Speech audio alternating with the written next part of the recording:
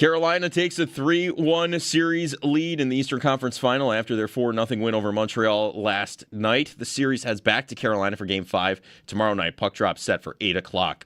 In the NBA playoffs, the Western Conference Final rolls on between OKC and the Spurs. Tonight could be curtains if OKC wins tonight. Tip-off set for 8:30.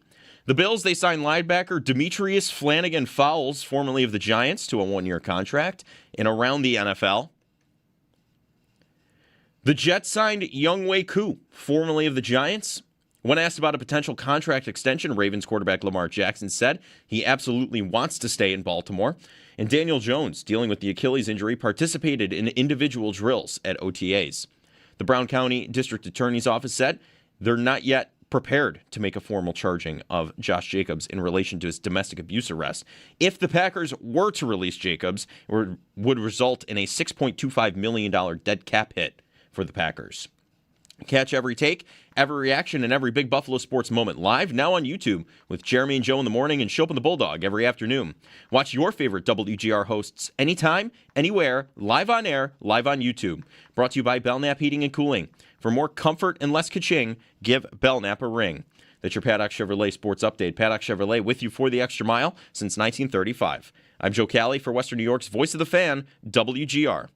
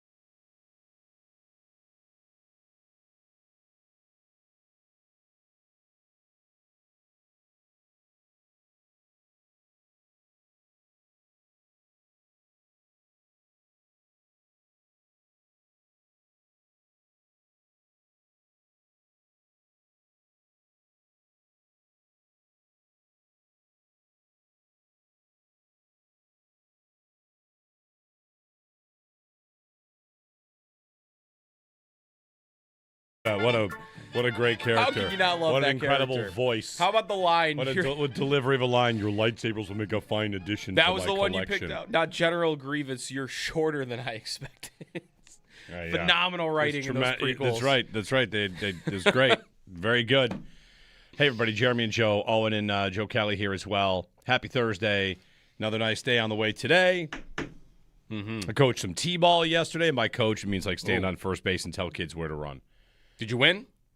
It's all Not really keeping score. Everybody ties. Did you challenge any calls? No, by there were no coaches' challenges. No. I mean, how are the kids going to learn and grow up knowing what of course you're going to face in sports? We're still at the age where they're working on where to run. You know, we had a couple kids last night. You hit it off the tee and then you run straight through the center of the field, like over here. What's a success if you can get half the run to first base immediately? Most of them are there. You know, it was our first game of the year. So but it's nice outside. It's gonna be nice again today. It's gonna be nice we've reached the period where it looks like it's gonna be nice until further notice. Really? Yeah. It's in the 60s and 70s for the next 10 days. Rain that I see. Golfing weather, folks. Get out and golf. I'm planning to get my first round in this week. I'm excited. Nice about that. I mean, dad life, you're not doing it as often right at the beginning, but getting out this weekend to get some golfing, you can't not. I mean, it's going to be 70 plus for the next week and a half or so. What's the measure of a good golf round of your first round of the year for someone that doesn't get a chance to play a lot? What's a good measure for your first round? Because the answer is not score, right? No, you'd be happy. I'm not expecting your career best should not be an expectation. You'd be happy if you had a couple pars or a birdie or two. Holy cow! One birdie. Yeah, if I could walk away with one birdie and you told me nothing else about the round, I think I would sign up for that. Yeah, good first round. Yeah, I agree. Or a round where you just don't. You know what? Not going through like 3 holes in a row where you want to give up. avoiding a half hour like that. That's a better goal. What a sport this is. I'd rather have what that a game. than the birdie. Give me a 4-hour round where there isn't a half hour where I want to quit. Yeah. Because I can't hit the ball for whatever reason. That's a better goal to set. I'll take that. I like it. Yeah. I think that's a good standard. That's a good standard. Hey everybody, what else? To catch up on it, something I would have mentioned. Whatever. The thing I was going to mention, T-ball. Other than T-ball, the thing I was going to mention was walking in today. This happens to me every day. Not a day goes by where I don't walk in the building and think about the time that there was a possum at the door. Every time you walk in? Every time I walk in that entrance, I look for that possum to be there. Yeah. Well, he was still alive, He right? was alive, Yeah. very much alive, and looking like, I just took it a different way in. Like, I'm not walking by that guy. He looks... Yeah, there's not a lot of animal activity at that entrance in general. Right. And it's tough to. There's kind of a not quite a canyon, but there's it's like a vestibule. Yeah, because to the right of where we walk in, it goes down to like a parking garage below. Yeah. But so an animal to get up to where that is, like you really got to take the long way around. Yeah, but there's a wooded area. There is. And apparently possums live there. Or at one point did. Yeah. So. I couldn't tell you the last time I saw a possum. Oh, it's on the side of the road, either dead or pretending to be dead. This was very much alive. Okay. Yeah. I mean, I know they're around. Just how often do you see them? It's not that often. No, not at all. Has anybody ever attempted to or successfully domesticated a possum? You think it's ever happened? I'm sure someone's got a TikTok somewhere with a pet possum. 100%. Yeah. That's happened. I've seen Instagram, TikTok, whatever, like social media accounts with people with like pet Arctic foxes. Jeez. Like, yeah, there's someone's out there got a possum. Aren't those most of all the things that are AI videos, aren't the ones with animals doing things the most common? Like, I befriended this Arctic fox, and now he lives with me and stands on my shoulders every day. Well, this one was real, I'm pretty sure. But no, you're right. Like, I would say it's more animals doing things. Like, oh, look at this dog doing a backflip and catching a plate on its head. Like, that seems like that's probably fake. Yeah. I mean, are you good at spotting that stuff right away, though? Because I feel pretty confident. That's AI. I know it within 5 seconds. I'd like to think yes, but it's probably going to get more and more difficult. I mean, I wondered yesterday if the video of the meteor or fireball locally was AI for a moment. Yeah. Because of the circle around the meteor as it entered, the atmosphere looked just a little bit too perfect. Yeah. But I guess it was real. It was a door camera. Even after the Big Dumper Sunday incident, you think? Yeah, you're pretty good at spotting the AI That's my one grave miss. Yes. It was a big one. I'm just waiting for someone to do it for real, and then I'll be off the hook. Can you retroactively get off the hook for that? Yeah. That seems... Well, the concept was that I was an idiot for thinking that it was possible that somebody could do that. Right. So if somebody does it, make the Sunday, ha! That's a fair point. That's a fair right. point. Who watched that game last night? I couldn't stick with the whole thing. No, I couldn't either. I got through like 2 periods and was like, I can't do this. Carolina. I mean, was it at 3-0 where you just knew like, okay, I know who's winning this hockey game? Yes, and the series. Yeah. And the numbers on this series, maybe I don't know where everybody is on still mourning the Sabres or what it would have looked like if it was the Sabres, and there's the wishful thinking angle of it. Maybe it's wishful thinking to think the Sabres could have beaten Carolina, maybe, but maybe it's also true. And I don't know, could the Sabres possibly look this bad? It doesn't feel possible. Could anyone possibly look this bad against Carolina like Montreal is? The expected goal share in the series is like 70-30. Yeah. Montreal expected goals in the series is, according to Natural Stat Trick, is at 6. Yeah, they're being outshot. Montreal 136-65 in the series, which is like Canada against Switzerland in some international tournament level of It's bad. incredible. Yeah. Last night, they had a great night shooting the puck. They got to 18. Yes. Great night. They didn't hit the over, though. No, they didn't hit the over on shots saved for Freddie Anderson, but also on the box score. They got to 18, but how many was it in the third? Like 5? Yeah. Again, trailing by – it's supposed to be when you're down by 3 or 4 goals, you can just get 10 shots for free. Right. And Montreal cannot, even with a mindset of like anything at that guy, Freddie Anderson, be good. They're just absolutely getting dominated. Mm-hmm. It would be humbling if the Sabres had won in Game 7 in overtime and then won Game 1 6-2 or whatever. I can't even imagine the high you'd be on, only to watch your team then be done. Oof. Instantly done. They are done. I mean, that I struggle with what they would have looked like in this series. Is it possible they would have looked?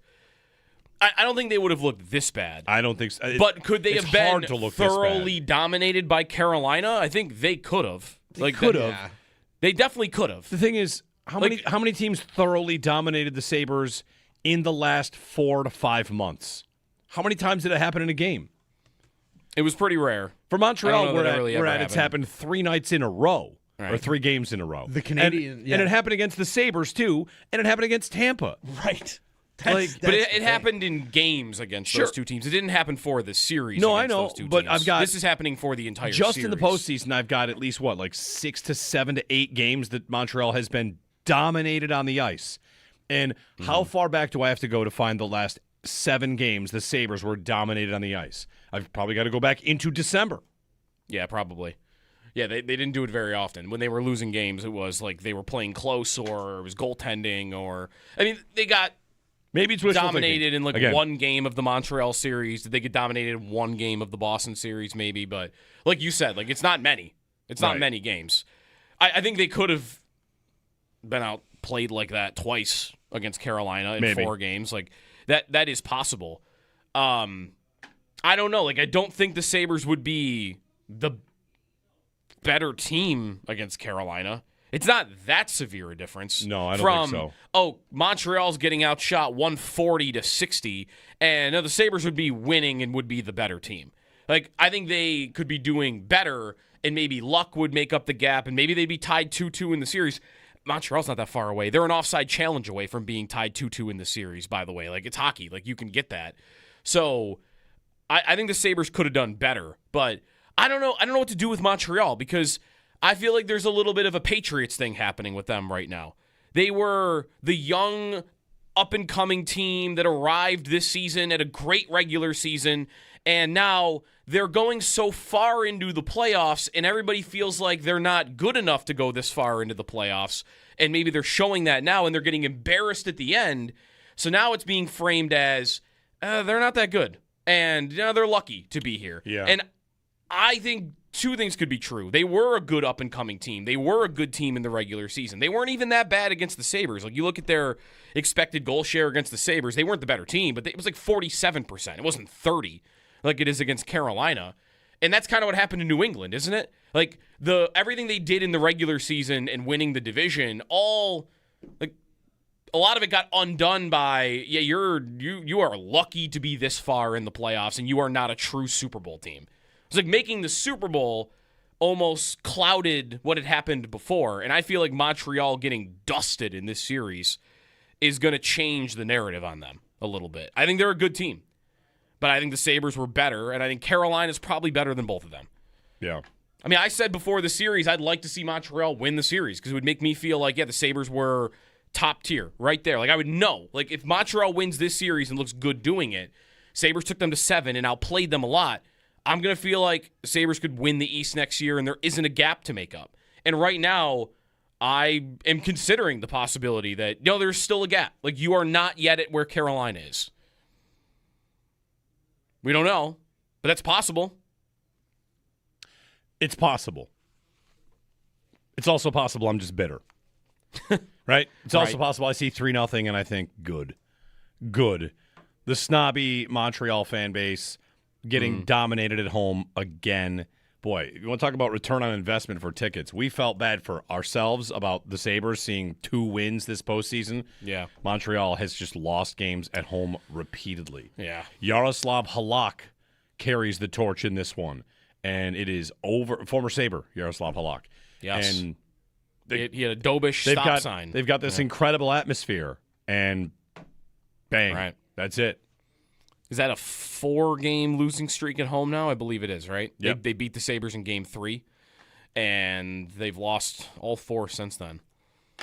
Yeah. I mean, the Cup final will start earlier, I guess, if this ends quickly. We're going to get Carolina in Vegas. And who are we going to root for in Carolina, Vegas?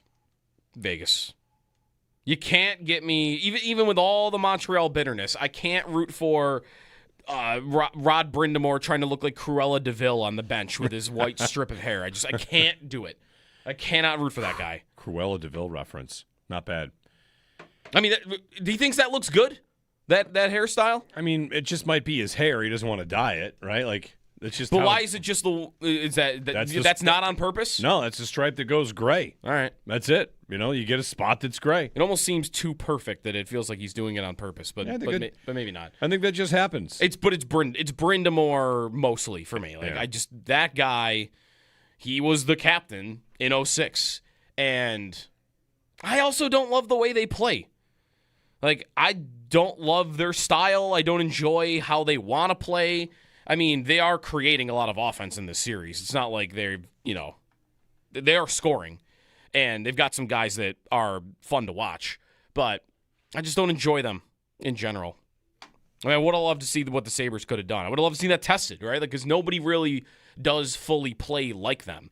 And as much as I could feel like Buffalo's better than Montreal, like how the Sabres would have handled how Carolina plays, they're always on you. Like the pressure that they supply, like that's what Montreal I feel like is having a really tough time handling. You see like their power plays, like even on their power plays, Carolina is just all over them. I'm thinking about like Jordan Greenway when I'm watching Carolina on their penalty kill. Like, look how much space they cover so quickly, and like Sabres have McLeod for that, and Tuck does that, but not really the rest of their penalty killers. And Carolina just feels like you can't breathe when you play against them. And how would the Sabres have done against that? I don't know. I feel like some guys might have done better than others. I see that turnover Lane Hudson makes, and I see some of the others, like Carolina, they're just waiting for you to make mistakes. They're pressuring you, waiting for you to have the bad turnover. And are the Sabres prone to that? Maybe not. Well, I don't know if everybody is. I feel like Tage Thompson is. He might be. I feel like Thompson might not have done well against Carolina the way they play. I mean, some guys would have. I think Dahlin would have done fine. Yep, that's probably right. But Tage, I feel like, could have really struggled against this team. The thing I'm thinking about, though, is, whatever. We talk about this in football all the time, and sure, hockey too, matchups. Yeah. Colorado-Vegas, if you go over there and look at Colorado-Vegas, Vegas had no trouble with Colorado this entire year. Right. Here's Colorado, the best team in hockey, and if you go look at what they did in all of their matchups, even beyond the postseason, Colorado didn't have an easy time with Vegas. So they dominated a bunch of teams. They get to the playoffs, and who do they meet? They meet the team they struggle to beat. So, Carolina and Buffalo, what did that look like in the regular season? The Sabres won one, right? Carolina won one, and then the third one was like a 2-1 game down there where it was close. Yeah. And the goalie that beat them isn't even in this series. So, right. Like the matchup side of it, again, like I said, I'm fully acknowledging it might be entirely wishful thinking. If you could know, look at a Magic 8-ball, would they have beaten Carolina, and you shake it, it says yes, you might feel worse that you didn't beat that Montreal team in Game 7 in overtime. I think it'd feel worse. Yeah. Well, it is what it is. What are you going to do? I want the season to end as fast as possible so we can get on to the offseason. So we can kind of get a trade or two and get some movement and find out what the Sabres are going to do in the next, month. The draft is in less than a month. Mm-hmm. So we should probably see some player movement within the next month. Mm-hmm. Whatever that is. If we're betting who gets traded, who gets moved out, there's a good case to make for the Sabres to make some pretty significant trades to clear up space. The Tuck conversation is kind of nonstop right now. I was listening to Sabres Live yesterday. Yep. Marty talking about how he doesn't see – sorry, Marty, if I'm putting words in your mouth. He's like, I don't really see how the Sabres can do it, sign Tuck. I don't think they will. They'd love to have him, but if the number's going to go as high as it is, you'd think they probably can't do it. Mm. So it's a lot of conversation around him yesterday talking about Byram versus Tuck, who you'd rather have. That was 90-10, the final web poll. Yep. Maybe not that big of a surprise, but I don't know if anyone expected it to be 90-10. Yeah. I mean, what I don't hear about the Tuck situation, and this is why I guess a lot of people would be okay with it ending here, is a fear that you'll take any step back as a team if he walks. There's none of that, really. There's not a lot of that. They won the division. They had 109 points. They won a round, and they came a goal away from going to the conference finals. And here is a guy that scored 33 goals. He was your second best goal scorer over the course of the entire season. He was arguably your best forward in round one. Keep that to round one in the playoffs. I think he leads the league in shorthanded goals the last 2 years, if you want to add that in. Like, he's your number one penalty kill unit, top line guy. And I feel like the attitude is, if he walks, they'll still be great. They'll still be a great team. They'll still be a Stanley Cup contender. And that makes it sound like there's really nothing to replace. But maybe there's just a confidence that 33 goals, 66 points, 19 minutes a night, top line winger, my best winger last year. Well, I will just be able to replace that. Yeah, he's your best winger last year. Is he your best winger this year, or is Tage Thompson on the wing now? And right. And then who's the better player there? It doesn't have to be. Over 82 games, it's Thompson. Well, right, for a scoring standpoint, for sure. I mean, I was going to say you don't have to make it Tage. You probably would. Yeah, but yeah, it's not like he's nothing to replace. And also, I'm sure it would be a confidence in they have young guys that I think can do the job. Right. But they haven't done it on that level yet. Like they've looked good and they've looked nice, and I would expect that there's more growth and steps coming that they will be able to do it. But Helenius did it for a couple of games. That's and what we're getting at. Oslin did it in a lesser role. Like, these guys have not played on the number one line in that pressure and in against those matchups like Tuck has done it. Maybe the confidence on those guys comes from the fact that, as you talk about the number one line and the pressure, I think I watched them walk into their first ever playoff game and look good. Right. Like, is Helenius ever going to get shaken by pressure? No, probably. I wouldn't expect it. He might, but the idea. Oslin walked into his first playoff in game Boston and was like their best player on the ice. They both went on the road into hostile environments in massive spots and played really well. Yep. And that might lead to overconfidence. You know, there's plenty of examples of guys looking really good at the start and then it goes away for a little while. I mean, Devin Levi is this. I know it's a different position and a different conversation. Tyler Myers is this. Mm-hmm. I've got Sabres that have, been gangbusters early and then kind of drifted and faded into the spot that they're going to be. So, I guess the question I'm asking you, myself, everybody is, are we overconfident in the youth movement from them?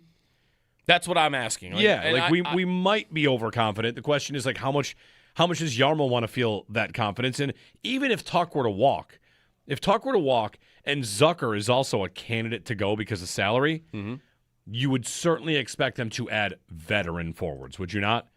Do they have enough without him? That'd be 2 of your top 4 goal scorers. And veterans. On the year. And guys and veterans, as Oslin and Helenius are learning to be pros and be here every day. Don't I want guys like that? Aren't the sins of previous Sabres teams not having enough guys like that? Veterans that know what they're doing, that know what it's like to be in the NHL? I mean, I know Thompson's there now and Dahlin's there. It's not a full team of just young guys, but it's guys that are that also can play the sport, right? Because you had Kyle Poso in that, but he can only play on your fourth line. So what value does that really bring? I have Josh Georges that can do that, right. But he's terrible. So how much does it really help me? Like when you have two guys that are scoring between the two of them 57 goals that are those type of veterans that have played in the playoffs, that have been around the league for a decade, I think that's when it becomes really valuable. So, yeah, I think I would agree with you. Like, would they do nothing at forward and just say, kids are fine, plug them in, we're good? Like, I'm not even saying that couldn't work. I think it actually could. But is that how a team that should feel like we could win the Stanley Cup next year would act? Or would they go say, we don't need to sign Tuck, we don't need to keep Zucker, we can make room there? I mean, that is, if you were just to sign Tuck, it's $15 million of player for next season that we're just going to say, yeah, we don't need that for next year, but what are you going to do instead? I can't imagine they wouldn't do something. It's just tough to envision, the guy you're envisioning for that is going to be few and far between this offseason. If Evgeny Malkin was going to leave Pittsburgh and had not re-signed there, and you want to, even him at 40 years old, just said, he's going to play in my top 6. Yeah. A guy like that, then sure, but Who is that? Is that Patrick Kane? Is it Corey Perry still? Like, Is Yager still playing? right, that's what I mean. Like the only guys like that are not under contract are like we're not talking 30-year-olds or 34-year-olds. Like we're talking like 39-year-old guys. Yeah. And I think that's a tough sell to think that Patrick Kane going into that spot is going to give me better results. So like I don't think that's going to happen. 803-0550 to join us, and 1-888-550-2550. Happy Thursday. We got a wide open show for you today. We'll get to our shots of audio. Joe Kelly's got that. I've got a Let's Get Stupid. Nice. Maybe we'll get to it early. It came about in yesterday's conversation about Vegas, and someone wrote to me about the 3-2-1 point system in the NHL with a devilishly wild Let's Get Stupid. So I've got that for you. And your phone calls throughout. We'll hang out. We'll talk Sabres and see if any new rumors come down. We tried to track down some Winnipeg guests. We're going to get on that later in the week to see will they trade Connor Hellebuck. Our conversation yesterday with Luke Korak, who covers the Blues, kind of, for me, put a damper on the idea that they would move Robert Thomas, who seems to be the most popular name to mention right now. And if it's not Robert Thomas, I don't know who it is. We did not bring him up yesterday with Lou, but I did see a report yesterday that it was one of the St. Louis guys that while Thomas, like kind of the same like mentality, like Thomas is not likely to move, like the Blues and Jordan Kyrou might be they might be done, and he is not a center, but also the Sabres don't really need center. Like he scored 36 goals 2 years ago and had 3 consecutive 30-goal seasons. So there is. The Blues are good for this. Like they have a lot of players that are worthy of talking about. If Thomas doesn't get traded, they have a winger that is almost as good that would maybe get traded. Okay. And he's 28. He could be the name that we were just talking about. 803-0550. Look at his contract. What's his contract look like? It's the same, I think it's the exact same deal as Thomas, I think. Okay. Like same years, same salary. Yeah, but he's a winger instead of a center. 803-0550 to join us. Jeremy and Joe on WGR.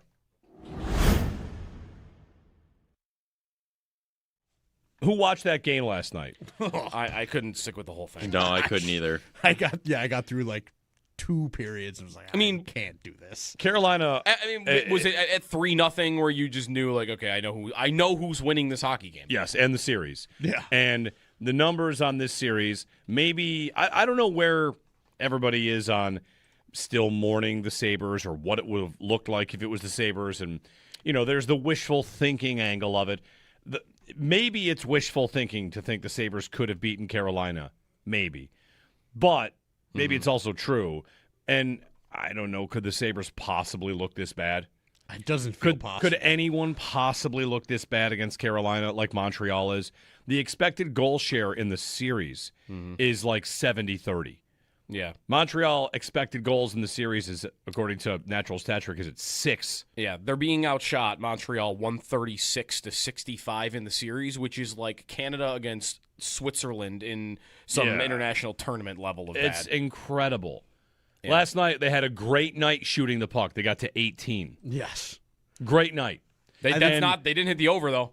No, they didn't hit the over on 20.5. shots saved for Freddie Anderson, but also on the box score. They got to 18, but how many was it in the third? Like 5?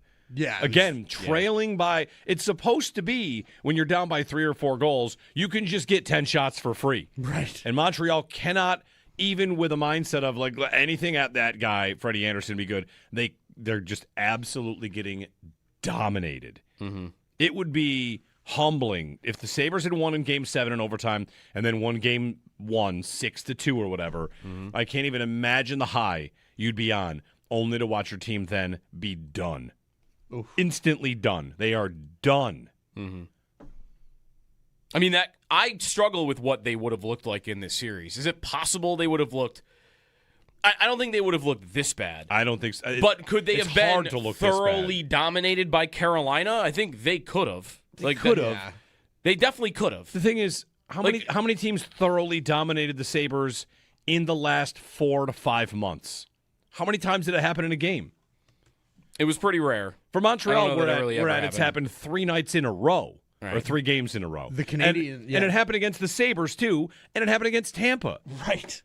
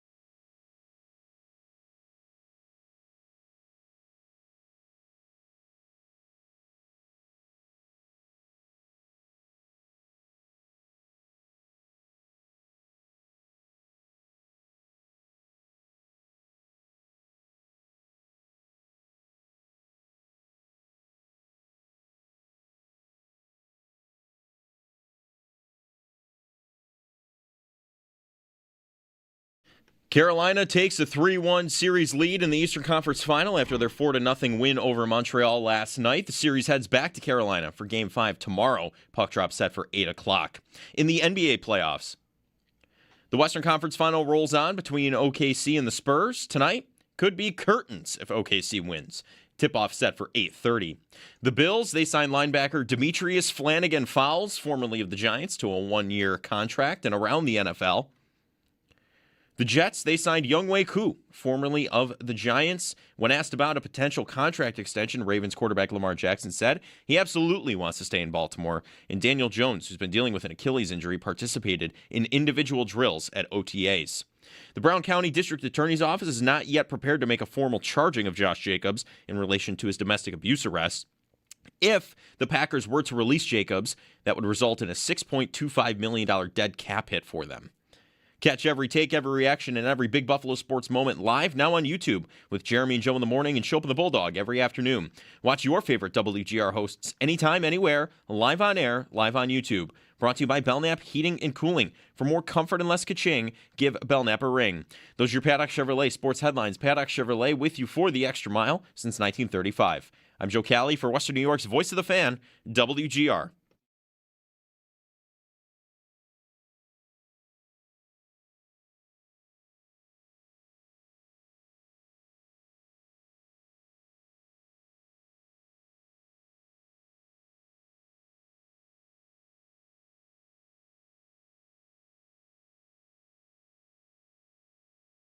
Getting in front of that attempt. Here's Blake with Stankoven. Score! 3-0 Carolina, and Stankoven on the feed from Blake. Kenny Albert on the call. The Hurricanes dominate Montreal yet again. Tough birthday for Jakub Dobish. Let 4 in. Yeah. I mean, his team didn't score. That's right. His team doesn't shoot. Notice a rattle in your ducts or a rise in your heating and cooling bills? If you do, give Belknap a ring with 0% financing. The cost of upgrading to a high-efficiency dual-fuel heating system is a breeze. Learn more at belknapheating.com. That's belknapheating.com. Go green, save energy and money with Belknap. Schedule a free estimate on your new installation. Give Belknap a ring at 688-1728 for more comfort and less ka-ching. Give Belknap a ring. Oh, you had a stat of the day for us? Is that the story here? I did have a stat of the day for us. Let's see, we'll give Joe Cali a second here. But there's tons of good ones on Montreal. Yeah, right a lot now, of, so lot of I Montreal stats. I got a good one. All right.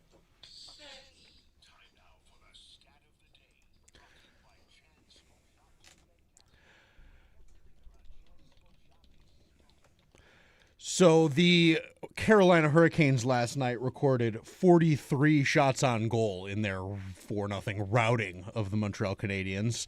And in the last 3 games combined, the Montreal Canadiens have a total of 43 shots on goal.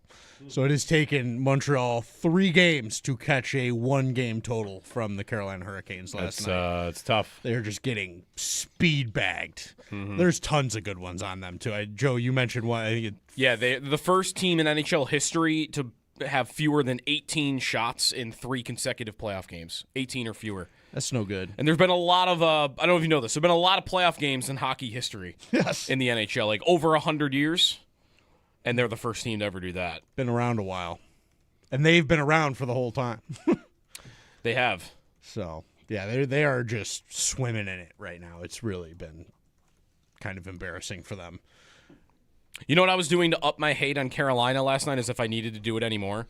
I was looking at the 06 Hurricanes that work in their organization that would lift the cup if they win it. Justin Williams, Mr. Game 7. works for the Hurricanes. Of course, Brindamore. I believe Tim Gleason is on this list as well. Tim Gleason could walk in this room and I would not know who it No, was. I so wouldn't I'm not know too who it is worried either. about that. But anybody counts. There's a Stahl, of course, sitting there still. That was about it. I think Eric Stahl still might work for the Sabres. Does Cam Ward work for them? I didn't see him. Okay. I hope not. If Or he I hope worked, so. if he I worked don't for know. Carolina, would that?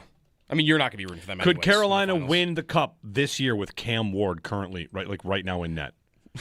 They don't have to make They saves. would have won last night. Right, Yep. right. Another night like that. 803-0550 and 1-888-550-2550. Good morning, everybody. Happy Thursday. You were going over like Jordan Kyrou trade ideas.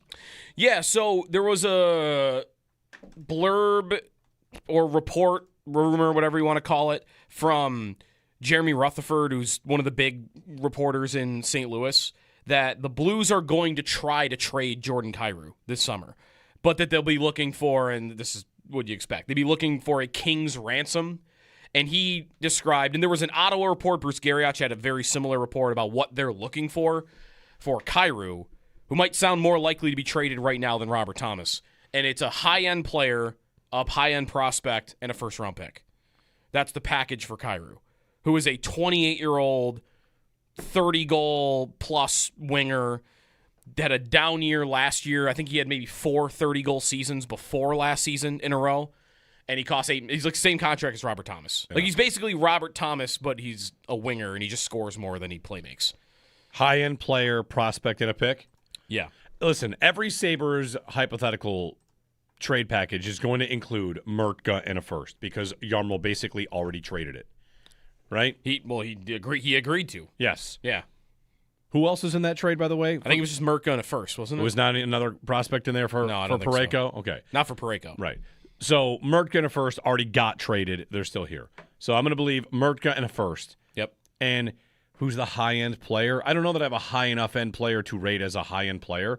But you're trading a high-end player and you want other stuff for automatically your high-end player can't be as good as Jordan Kyrou is. Right. So how about this is the name I'm going to come back to the entire offseason. Ryan McLeod. McLeod, Mertka, and a first. McLeod's a nice player. The Sabres got him. He had good years. He's on a good contract. And he might just be moved out because they have enough centers and they want to save a little bit of money. And the way to do it is to say McLeod, Mertka, and a first for Jordan Kyrou. Mm-hmm. Who says no? I think that's do the Blues say no? Pretty fair offer. I mean, the Blues, it's not even just the Sabres' willingness to trade Mertka, for instance, or their own first-round pick. It's the Blues confirming that they are interested in those two things. Right? Like, they were willing to trade Parayko for those two things. They like Mertka, or else they wouldn't have agreed to trade for him. It was the player. So I think that's pretty good. McLeod's 26 years old still and is on a reasonable contract.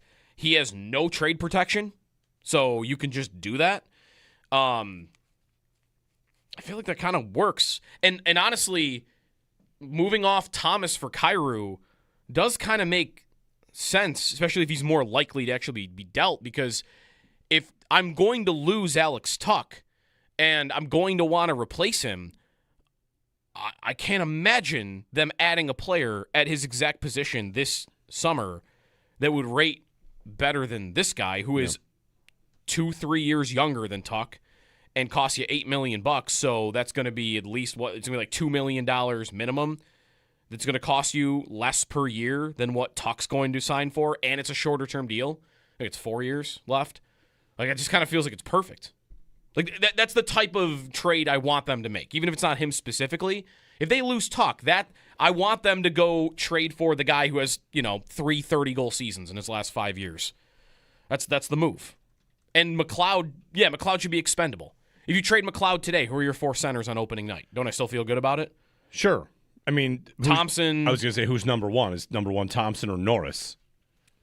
But is Thompson going to the wing? Sure. Right. Thompson, Norris, if you Helen-Hughes. even if you move Thompson to the wing, couldn't I open the season with Norris, Helen-Hughes, and Oslin? And I mean, you have Krebs. You could do a lot of things. And Krebs.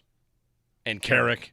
And Kozak. Yeah, you get a lot of options. Yeah, I feel like I'm and that's not with Tage at center. Yeah, I think I'm perfectly fine trading McLeod given how deep they are down the middle. Kulik is a center. Right.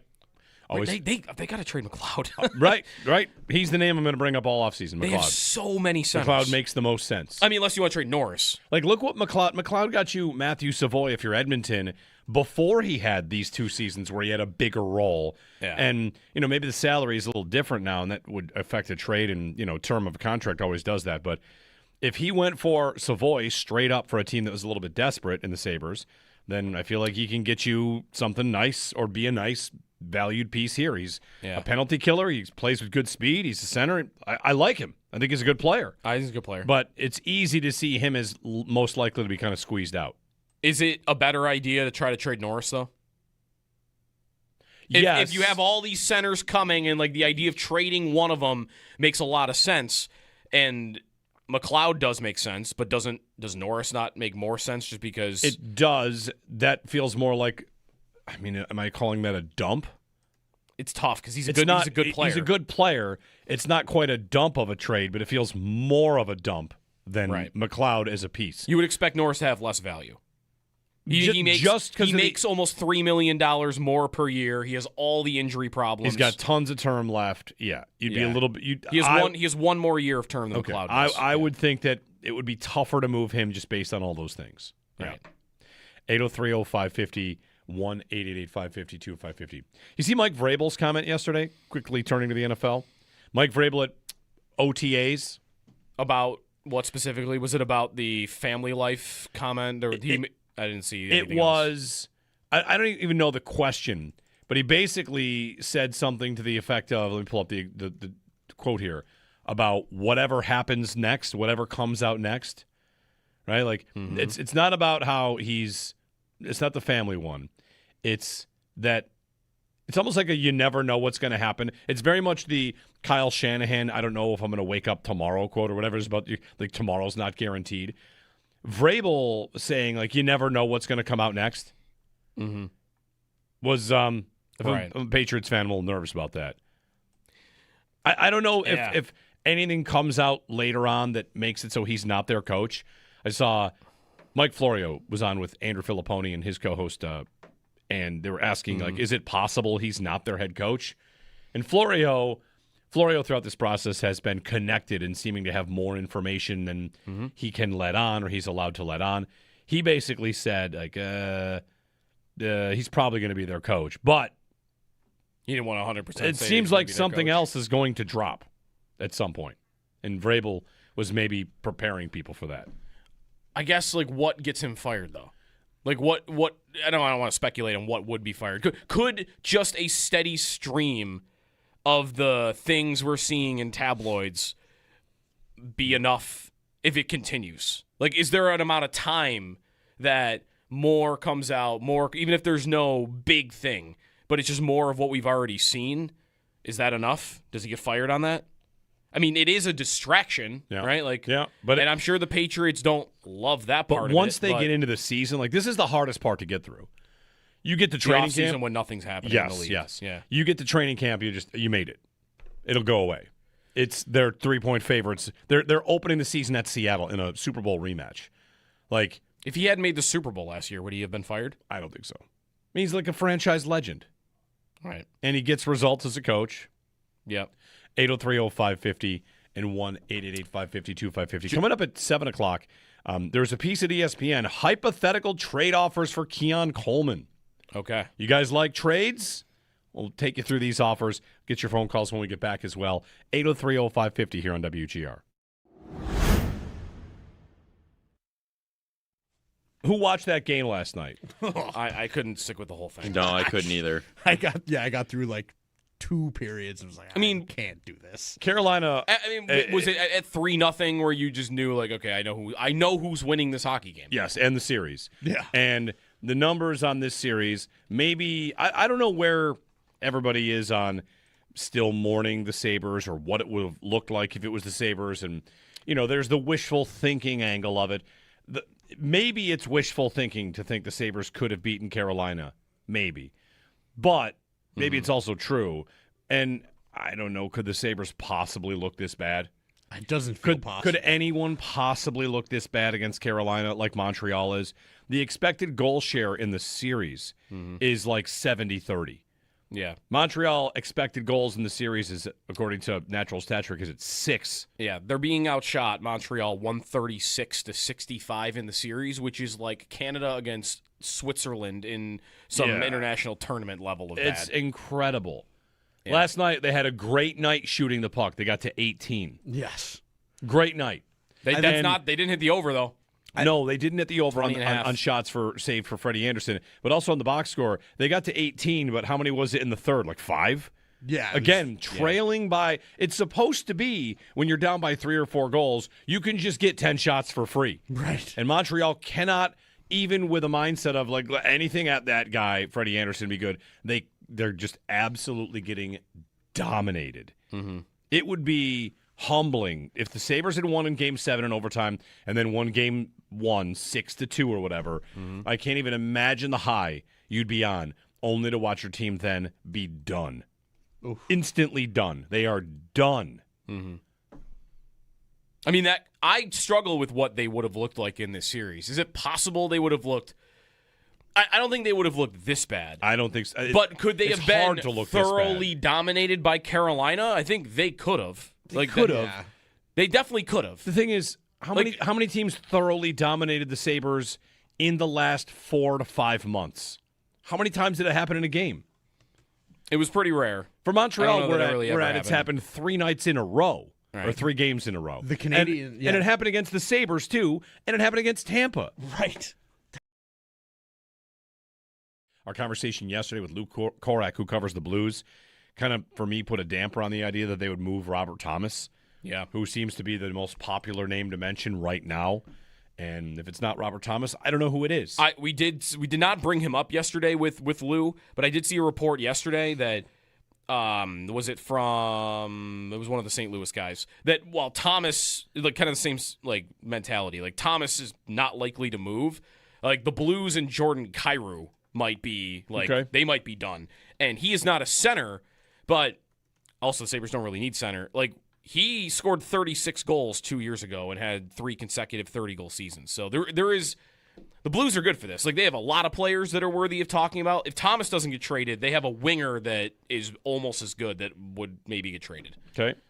And he's 28. He could be the name that we were just talking about.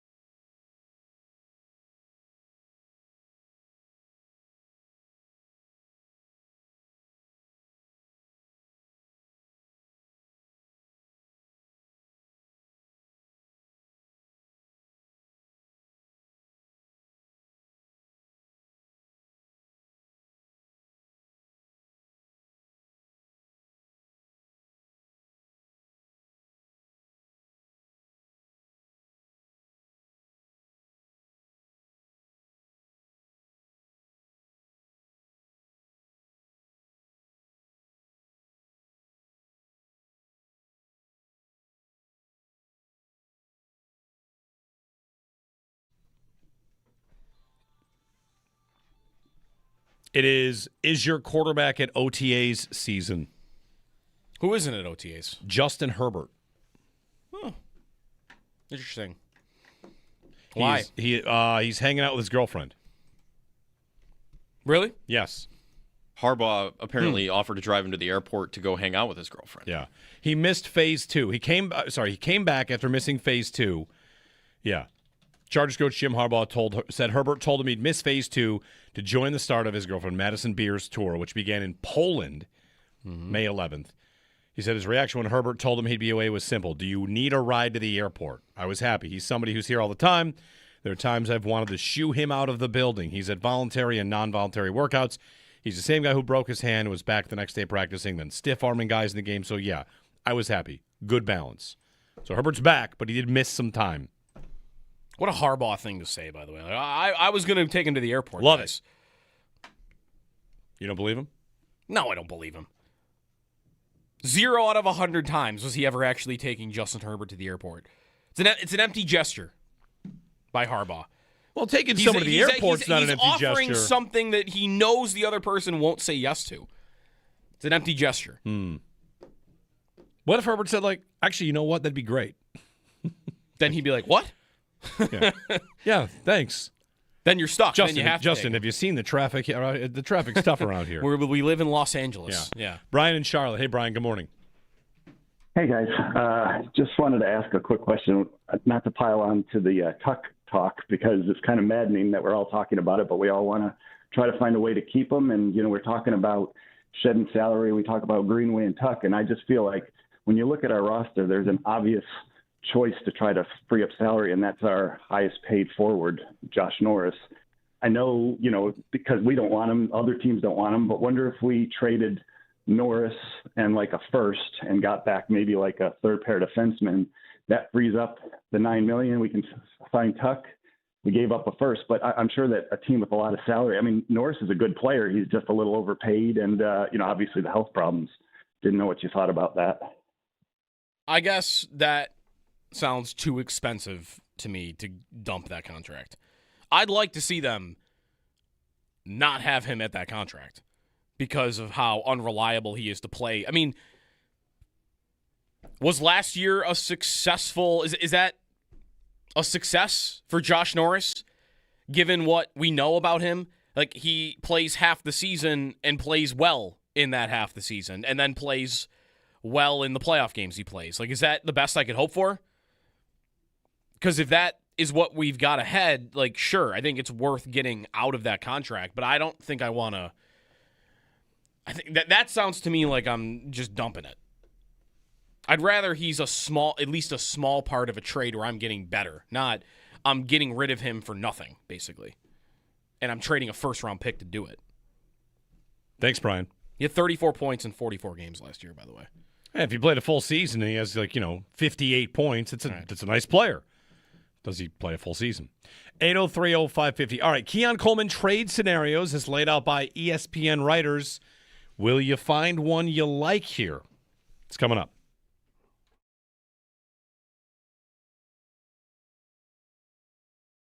You were going over like Jordan Kyrou trade ideas. Yeah, so there was a blurb or report, rumor, whatever you want to call it, from Jeremy Rutherford, who's one of the big reporters in St. Louis, that the Blues are going to try to trade Jordan Kyrou this summer, but that they'll be looking for, and this is what you expect, they'd be looking for a king's ransom. And he described, and there was an Ottawa report, Bruce Garrioch had a very similar report about what they're looking for Kyrou, who might sound more likely to be traded right now than Robert Thomas. And it's a high-end player, a high-end prospect, and a first-round pick.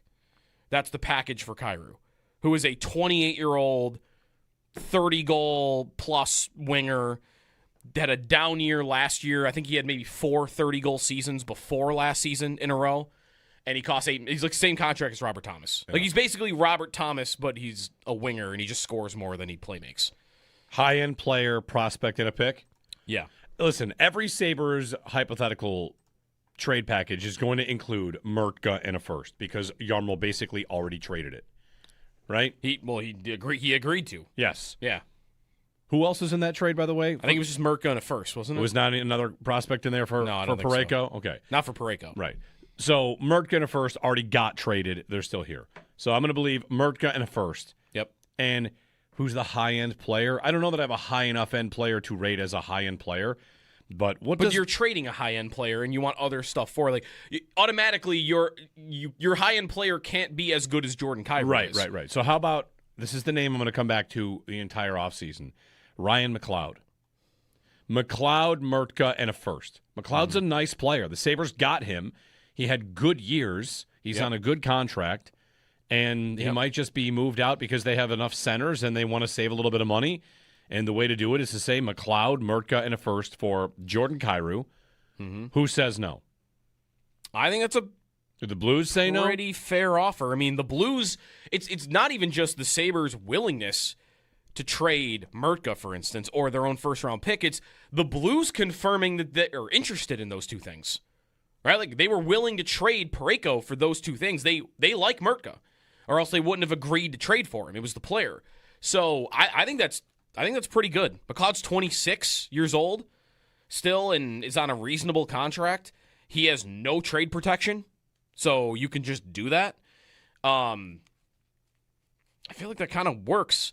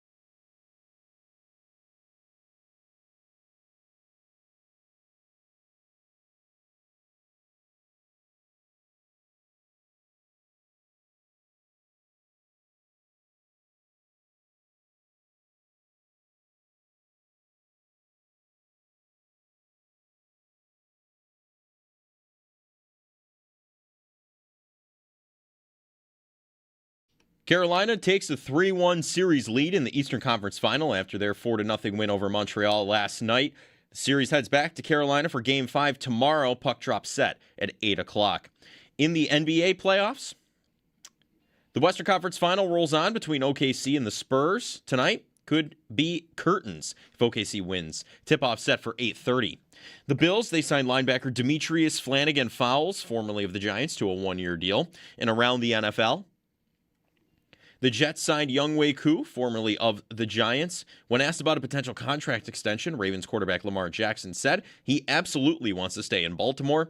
And Daniel Jones, dealing with the Achilles injury, participated in individual drills at OTAs. If the Brown County District Attorney's Office is not yet prepared to make a formal charging of Josh Jacobs in relation to his domestic abuse arrest. If the Packers were to release Jacobs, that would result in a $6.25 million dead cap hit. Catch every take, every reaction, and every Big Buffalo sports moment live now on YouTube with Jeremy and Joe in the morning and Shope and the Bulldog every afternoon. Watch your favorite WGR hosts anytime, anywhere, live on air, live on YouTube. Brought to you by Belknap Heating and Cooling. For more comfort and less ka-ching, give Belknap a ring. That's your Paddock Chevrolet Sports Update. Paddock Chevrolet, with you for the extra mile since 1935.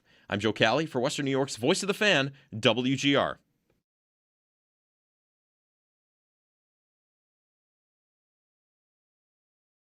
Time to look. Now you got to get rid of it.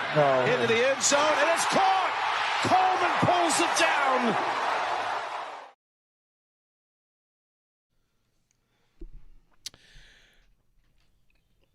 Is that against who? The Broncos? Yeah. In the playoffs. Touchdown in the playoffs for Keon Coleman. That was stunning when it happened. Because he'd hardly been playing. Yeah. So, hey everybody, good morning. Jeremy and Joe. Talk Keon Coleman for a moment because at ESPN.com, trade offers. There's a piece up. ESPN writers kind of collaborated on trade offers for 4 players. One player we would maybe think about the Bills going to get, the other being Keon Coleman. So it's Keon Coleman, Cole Kmet of the Bears, who's stuck behind Colston Loveland, right? Yes. Yep. Anthony Richardson, and Kayvon Thibodeau. Yeah. Pass rusher, defensive lineman for the Giants, the Bills, of course. Easily the best player of that group. Yes. Yeah. And, the Bills relentlessly pursue that position. That was a name we'd mentioned before the draft. But before we get to Thibodeau, I'm going to get the Keon Coleman offers here. They had their ESPN insiders, Jeremy Fowler, Dan Graziano, Benjamin Solak, Seth Walder, all making offers. And, these are some hypothetical trade offers for Keon Coleman. Mm-hmm. All right? So everybody out there, you ready to play the game? Let's make a deal. Does anybody want to make these trades? All right. Have you seen these yet or no? No, I have not seen them. Right. I mean, I can't imagine it's much. That's the thing. But how little is it? Go ahead. Jeremy Fowler's offer. Okay. Keon Coleman to the Ravens. The Bills get a 5th-round pick. I would do that. Okay. I actually would. Yeah, send him to Baltimore. Go ahead, Baltimore. You put him in as a starting receiver and see how that goes. Well, it's a 5th-round pick, so, what would the Bills traded a 5th-round pick for? Ooh, that's a good trivia question. Last time the Bills traded a 5th-round pick in a trade, it would have been for... They spent more than that on Rasul Douglas. They spent more than that on Kelvin Benjamin. Rasul Douglas, yeah. They spent more than that on Amari Cooper. What did they spend a 5th Douglas on? was like a net 4th. Did they trade for Matt Castle? No, maybe they traded Matt Castle away to get a 5th-round pick. They traded A.J. McCarron away for like a 7th. No, that might have been a 5th even. Anyway, Tyrod, they got a 3rd. We'll get back to that. Yeah. So, Jeremy Fowler, 5th-round pick. You're already taking the deal. All right, well, I'm taking the deal. You don't even need to see the other offers then. You've traded. Well, I haven't called the Ravens okay. yet. I'm telling we're a part of the same front we office. have 4 offers on the This table. is an internal meeting. Yeah. Fair. Dan Graziano's offer, Washington. Trade Coleman to Washington for a 2028 5th-round pick. Why wait a year? Why You're wait? taking your why offer. wait 2 years? I guess the idea is because you would, you'd want to keep him out of Baltimore. Right. Yeah. Benjamin Solak's offer to make this trade, a 2028 5th-round pick. Even further really away. creative, these guys. But the Raiders get Coleman and a 7th. Yeah, no. So you're giving Coleman and a pick for a pick in 2 years. Yeah, no thanks. No thanks. Okay. Seth Walder's offer. The Bills get a 4th Okay. for Coleman and a 2028 6th. That's the deal you want. What team is that? Atlanta. They're giving me a 4th in 27. I'm giving them a 6th back in 2028. Yeah. Yeah, fine. I'll do that. There's your deal. I'd rather have the 4th. There's your deal. So that's the highest of the offers. All right. And Elena Getzenberg at ESPN wrote basically the summation on this about why the verdict of these 4 deals, no offer gets the job done. And I would agree with that. I think, why A fourth wouldn't be enough? That she's saying a 4th wouldn't be enough? That is, I can't imagine they would them turn it down? expecting to do better than that. Well, maybe they would say we wouldn't do it for a 4th, and then to me that just sounds like, okay, we just don't want to trade Keon Coleman. Because if you wanted to trade Keon Coleman, that would have to come with the reality check of knowing, well, if we want to trade this player, we got to live in the real world and know we're not getting a 2nd back for him. No, of course not. We're trading him for a Saturday pick. It's a day 3 pick that we're getting for him. And if you can get a 4th, I feel like that is probably the best you could. It's better than I even thought they could do. I'd been thinking about 5th or 6th maybe. That's what most of those offers were. Right. Yeah. If they had been offered a 4th at the draft, do they take it? Maybe, maybe not. They made 2 4th-round picks in the tackle and Skylar Bell, the wide receiver. Well, now they would have to decide he's on the team. We're past the draft. The value, we could still maybe get a 4th, but can we live without him for this season? What does our receiver room look? How badly do we need him in the group for this year? Because if we traded him today, we can't use that pick. That's right. For a year. I don't want to say you need him badly, but if you look at the full room, yeah, I think he decidedly has a spot. And has he not contributed on the field every bit as much and more as anybody else behind him as an idea? I got Josh Palmer working to the side because he's already dealing with a little bit of a something. Yeah.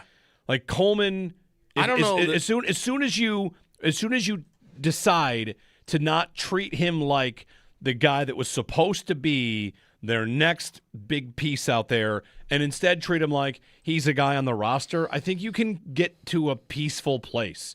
I don't know that. Whatever. Like we talked a lot about their commitment to him and all that. The main reason I thought he wouldn't get traded was because of these kind of offers. Again, these are just hypothetical offers. Mm-hmm. I don't know that anybody's offering you a fourth. Why wouldn't you trade him for a 2028 fifth? Because that looks like you're giving him away for free. And he has shown an ability to help in the run game a little bit. He can block, right? Mm-hmm. He's a big body out there. He has caught some touchdowns in the red zone. Like there have been flashes. And if he were a 6th round pick, you'd say that guy can be on my team. There are flashes. Maybe he would have been cut by now. He would have. He would have never played if he was a 6th round pick. That might be right. You would have never seen him play a snap in the NFL. Oh, I don't agree with that. He's on the field. They're desperate to get guys on the field because who was ahead of him? But when he shows up, he's got to beat out MVS and Mac Hollins and like. But didn't he only get that spot because he was a 2nd round pick? What did he do that outplayed any of those guys going into that year? Well, in his rookie season, he showed again. Flashes is it? To me, I would want to say, like, as you lay that out, like, has he contributed more to the Bills than the other guys on that list? Like, what has he done more than Trent Sherfield did on this team? Oh, he's done a lot more than Trent Sherfield. But that's just because he played more. Has he been better? Yes, he's been better than Trent Sherfield. Yes, he has. And if Sherfield had played all the snaps that Keon Coleman did, it wouldn't have been better? You're gonna turn me into someone sounding like I'm like Keon Coleman's a number 1 receiver. Trent Sherfield never took a slant and got 45 yards after the catch. Would he have if he had, all those snaps? All those times at it? I guess I can't prove that. I can't prove that negative. Disprove that. What I'm I'm just looking for the evidence that Coleman is even an NFL receiver. Because he's already done more than Trent Sherfield did in pretty much any spot he went anywhere. Trent Sherfield, by the way, is on the team, of course, if you don't remember. So that's why I mentioned. That's why you're bringing up Trent Sherfield, right? I mean, Trent Sherfield in his career has a 51 target season with 30 catches. That's the best he ever did. Yep. And I mean, you're kind of sounding like a Trent Sherfield truther here. Well, it's that's the only year of his career also where he played half the snaps on offense. That's right. And he had 400 yards. And he had 400 yards. And Coleman, if he plays like half the snaps on offense this year, like 400 yards might be it. That's what I'm saying. That's right. That might be it. And he won't play special teams, by the way, like Sherfield will. Not that matters enough to me right now. Would they consider him returning punts? Well, that's a good question. I wonder if that is like he's got to carve out a role somewhere. If DJ Moore works and is saying if Palmer stays healthy, too much to ask right now because he's already hurt. But if DJ Moore is on the field and playing well, and Palmer's on the field and playing well, I've got my 2 perimeter receivers. Like I've got those guys. And what's left then for Keon Coleman? I'm just a depth guy at this point. Why am I getting a jersey on game day?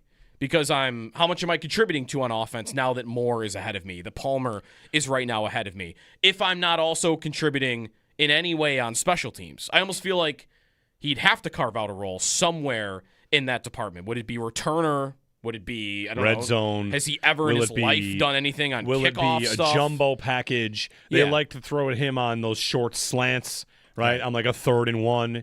Is he part of their bully personnel package where they want to just get big on the field? Mm-hmm. It's possible. The other thing about the Coleman trade idea and like why I wouldn't expect, and if you wanted to trade him, I think this would be the real world is how's another team going to look at it? It would be I think you want to be rid of this guy. And if you do want to be rid of this guy, you don't want to cut him because even with a post June 1 cut, he will cost you $1.7 million more on your cap than if he's on the team. Versus trading him, you save $1.7 million. So the difference between a trade and a cut is $3.4 million. So if I'm another team, I'm saying, I'm not giving you more than a fourth because I'm doing you the added favor of you are saving by having him off the team this way instead of that way. I'm allowing you to save $3.4 million while getting rid of him. Mm-hmm. And in that way, you're not getting much, I don't think, in terms of value for Keon Coleman. Well, this kind of gets to, he's the latest version of low risk, high reward.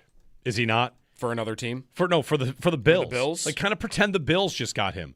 How many low risk, high rewards did we do here? Granted, many of them had more success coming in, but whether that's, your MVS, who has already been mentioned in this segment, or Chase Claypool, or Andy Isabella, or on and on with the guys. He is the recycled second-round pick that is, yeah, but he's exactly that. But when does that ever work? It maybe doesn't work, but the idea KJ is Hamler is another one of those KJ guys. Hamler, sure. But he's your own recycled second rounder that didn't work. Right. And instead, you're thinking, all right, listen, if I'm to play a game here and it's which of these makes me look good, works out the best. The best case scenario is he's just a solid role player, and you've kind of gotten value back for the second round pick. Instead of waiting, like if you traded him for a fourth in 2027 or 2028 even, what am I getting? I'm a team that needs to contend now, and I don't need a ton of plays from him. I need like 6 on the year. So you're the GM. You're figuring out like, oh, all right, wins and losses. How do I get this done? Well, if he plays a role, I win. And if I trade him off my team and I have to fill that spot with Trent Sherfield, I already asked Trent Sherfield to play a role. I know. How'd it go? He dropped a big pass in a big playoff game. He didn't do. I did catch a. Actually, he caught a deflected touchdown. He caught a too. deflected touchdown against Miami that was not intended for him. But he that was won them the division. That's right. Yeah. But he was also the guy that's supposed to be a dog in the run game. Yep. Like blocking. Instead of that, what I get is a coach that believes in the player. I know it's money spent. It's a little bit of sunk cost.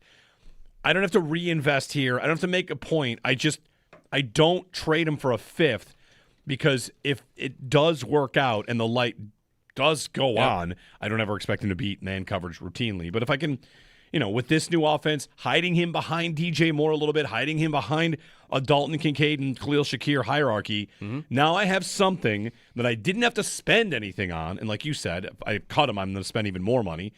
I'll just keep it, because you never know. Right. This is keeping a vacant lot I'll keep this vacant lot because someday somebody might want this piece of real estate and yada, yada, yada. Like I think it's easily defendable for the Bills to keep this player because they've addressed the position, and these trade offers are, to me, the indicator of why he didn't get traded. If the offers were legit and looked better, he would be gone. Instead, like, we're trying to win. Yeah, I don't need much out of him. Well, that's and if I do get something, then it's found money. That's also, these reporters are offering that. Maybe the Bills would have taken a fourth and nobody was offering a fourth. Right. That's like, why do I want a fourth? The guy that can't produce on the field, that also has problems off the field, I'm gonna do you a favor saving salary to take him? Like, I don't know that he would have value in the league. How different does the league view him than Jalen Polk, who went 4 picks after him? Right. Like, it might not be that different. And honestly, like, I don't really view Keon Coleman as that far different than, like, Jermaine Burton is here right now, isn't he? He's that same draft class. He is. How different is he than Jermaine Burton? Like, well, in terms of producing on the field, he is, because Burton was so bad off the field, he was made inactive all the time, like, for 2 years. And Keon, it was just at the second half of last year that happened. Well, So there are stat differences there. But it's, to me, the same idea of, this guy, it's not going well for this guy. I've got talent, and I'm just like, it's my recycled second round pick guy. I think Burton was a third. He was. I do want to throw one example out of it working. I said, like, it never works, because here we've had a lot of these guys come Elijah through the doors. Elijah Another Moore, one. Recycled second round Andy pick. Isabella. Like, here, it has not worked. Like, this recycled second round receiver, they've brought in so many and it hasn't worked. There's one example last year in the league where it did work, and I think maybe this would be where I'm going to hang on to Keon. I'm going to hope this happens for him. What happened with Adonai Mitchell? Yeah. Who was in the same draft class also, right? Was that the same year? It was. A.D. Mitchell. Yeah, he was the 10th receiver taken. Was doing nothing in Indianapolis. Well, and didn't he have off-the-field stuff too, or was it that, like, attitude problems? Something happened with Adonai Mitchell in Indy, and they're like, we're done. We want to be rid of this guy. I don't remember what they got, but I can't imagine they got much. But then what happened? He went to the Jets, and he went off. Like, and it looks great, and he's probably a starting receiver for them going into this season. Like, that is a success story of a second-round receiver so far that was doing nothing in his first stop, and then he got a breath of fresh air, and it was happening for him. Maybe the answer, two things. One, what was A.D. Mitchell doing in Indy? You say he was doing nothing. He was getting open all the time, and his quarterback couldn't find him. They couldn't hit water if he fell out of a boat. And that is why, that's a big part of it. The other part, though, as you were laying out the stuff about Coleman, is the answer not in the numbers of the cap? Next year, if they're to trade him, they could save $1.1 million. Like, they save money if they trade him next offseason. All right. And if you think a fourth-round pick, we would take it. Next offseason, would you maybe take it? He has a good year. Mm-hmm. Everything's fine. Oh, yeah, he's much more mature this year. No problems. And then next season, somebody calls and says, yeah, I'll give you a fourth for that guy. Right. Granted, it'd be an expiring contract. But I think that whatever, these trade offers, when I saw them, like they look to me to be maybe even optimistic. And the idea that he didn't get moved is sitting right there. Mm-hmm. Kayvon Thibodeau. The Bills not mentioned as a potential spot for him. Kayvon Thibodeau, about the same price. Here's a pass rusher, and could he be a difference maker for the Bills? I don't know if he fits this defense. He was a name we mentioned from time to time, and again, the relationship with Joe Shane.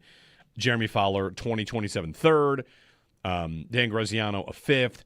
Ben Solak, a fourth. And Seth Walder, a third. And Rams, Chiefs, Patriots, Saints in there. Do they mention what his cap is, though? Does he not have or is he still in his rookie deal? He's in the fifth-year option. $14 million. Yeah, so the Bills aren't doing that. Yeah, that's... Without an extension. It's tough because I think he kind of fits this defense. Like, he can play outside and, like, the four-eye inside-ish type of role that we've been talking about. I think he might fit a little bit, but yeah, not at that number. They don't have $14 million to just hand to Thibodeau. I guess how many June is June 1 like a day on the calendar that we should be like, all right, we're gonna get a lot of it. Like you might get an AJ Brown trade. Maybe this isn't even Coleman. Like Brown, it's the guy we've been waiting for. June 1, like we're gonna get the AJ Brown trade. I wonder how many guys like that there would be around the league, even on a minor level. Like would there even be an incentive for? Just go back to Coleman for a moment. Let's say that offer was on the table for Coleman, and the Bills and another party would say, all right, yeah, like we think fourth round pick is fair, and we think we can do something here. Would there be a reason for the Bills and that other party to say, let's wait for June 1st? Yeah, I think so. There would be a pot, like, okay. Maybe. I know Brandon Ayuk, I was reading this morning more about, like, there might be a reason why that hasn't happened yet, and it could on June 1st. So I wonder that about Coleman or about anybody. Like, how many trades will we get on June 1st because you're not allowed to designate that? You have to actually wait until the day on the calendar. The most, I was just looking at something here. It was about Thibodeau. I forget. He only had 2.5 sacks last year. Slipped my mind. It's not many. Oh, sorry. Thibodeau or Thibodeau? I thought it was Thibodeau. Thibodeau? The thing I was going to bring up was A.J. Brown. Ian Rappaport today reports the Patriots are hard and fast, will not be giving up a first-round pick for A.J. Brown. And the latest, you had something that Josina Anderson said they're grappling over the draft pick. So over the draft pick swap. There's a pick swap somewhere in the deal, and the word she used was, she even used in quote marks, grapple. You want to know what I bet the New England Patriots are trying to push for? What? The DJ Moore trade package. A second and a fifth. That's what it was, right? The Bills gave up a second and got Moore and a fifth. Yeah. And if they're not giving up a first, you're doing what? We'll give you a second for A.J. Brown and a sixth. A.J. Brown and a seventh. Are they playing a dangerous game, though, by doing, like, everyone expects New England to get him. Mm-hmm. And if they are really pushing for that type of package, they're allowing, I guess just by not being willing to throw in your first-round pick, you're opening the door for other teams, right? Aren't you? The Rams have been mentioned for A.J. Brown. I think I've seen Atlanta was mentioned for A.J. Brown. There have been other teams that have called about it. I don't know. What does it feel like right now it is that he'll go to New England? Like, I guess this is a little bit of a pushback on it's a done deal. It's 100%. But should I still be expecting he's going to be a Patriot?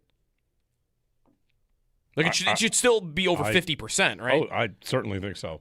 But is it 90%? Is it 70%? Like, how much room is there for someone else to sneak in underneath New England and say, no, we're going to get that done? I think there's not a lot of suitors. Who would it be? Washington? Washington could be one. Who might be waiting for Ayuk, which also could happen post June 1. But Washington, it's in division. True. So that might be tough anyway. No, you're right. Like most teams have done their moves, right? Yeah, who needs a receiver at this point? Does Kansas City need a receiver at this point? Always. I mean, Rice, right? Does Baltimore want to do that? Baltimore could use a receiver, couldn't they? Probably. 803-0550 and 1-888-550-2550. Shots of audio coming up later today. The NBA Western Conference Finals resume tonight. SGA is suing Underdog Fantasy because they're making fun of him for flopping. I'll tell you one thing about the... Or at least they got a cease and desist letter. The Thunder, it might be a nice thing developing here. They're a little bit like the Warriors, except not fun to watch. It's a massive, right? It's a massive difference. Here's why, though. America is uniting against the Thunder. That's true. That's definitely happening where that's true. Casuals are turning on the games and saying, oh, this team is terrible to watch. Mm-hmm. This team needs a swift justice. Please, someone beat them. The difference with the Warriors was like, what? People hated them because they rained threes and they signed Durant. And when they signed Durant... It was when they signed Durant. It was like, that's cheating. And when Draymond kept kicking people in the nuts. Yeah. Like the Warriors became villains of a different style. Yeah. They win all the time, and they added the best player. Right. And OKC is not that at all. They do not play a pretty style of basketball at all. No. And it's the total opposite. Right. It's everybody watches, and I don't like this guy. This guy's SGA. Right. This guy's miserable to watch. Right. He is. So he's I'm kind of in on it. He's like the worst watch of any star basketball player I've ever seen in my life. Like in terms of like entertainment value, visually, it's just there's nothing. There's nothing exciting. It's all foul baiting. It's all falling on the ground. It's falling on the ground all the time. Just it can't be overstated how huge a part of his whole thing it is. It makes a point that if you got Knicks Thunder, yeah. I think America is on the Knicks. I think so, too. I think it's easy to get on board with the Knicks there. Brunson on the Knicks, their star player, he might have a little bit of a Steph Curry thing where isn't it easier to root for the little guy on the court? Like you're the smallest guy out there and you're the one that's winning the game. You're the one that's hitting these shots. Like I feel like it's easier to fall in love with that guy, isn't it? It's part of what made. I mean, Steph. I think the biggest reason was that he hit threes from like the moon. But another part of it was that's the smallest guy out there, and he's the best player. And I think Brunson is easy to root for in that way versus the total opposite of SGA and the way he plays. Not to say you can't root for a big guy. I mean, Wemby he's tall. I think well liked right now so far. He might have ordered a hit on the other team, but other than that, he did not get fined for skipping media. There was that. He skipped media and then didn't become a big story, I guess so. No, I think America would root for the Knicks. Yeah. A lot. 803-0550, our number, 1-888-550-2550. Jeremy and Joe, have you seen what they're saying about Marner in Toronto? I can Steve imagine. Simmons but had a piece yesterday about Mitch Marner in Toronto, and want to get you some of the highlights of that because, I think we can relate to some of the bitterness. The chat right now is arguing about Sam Reinhart today. They are. Our YouTube chat is arguing about Sam Reinhart. Check in with the chat. Why is Sam Reinhart coming up? Things come up. Jeremy and Joe on the Marner and Toronto angle, which, if you like to watch other fan bases yell at each other about things that they argue about, then, this is for you. It's coming up next.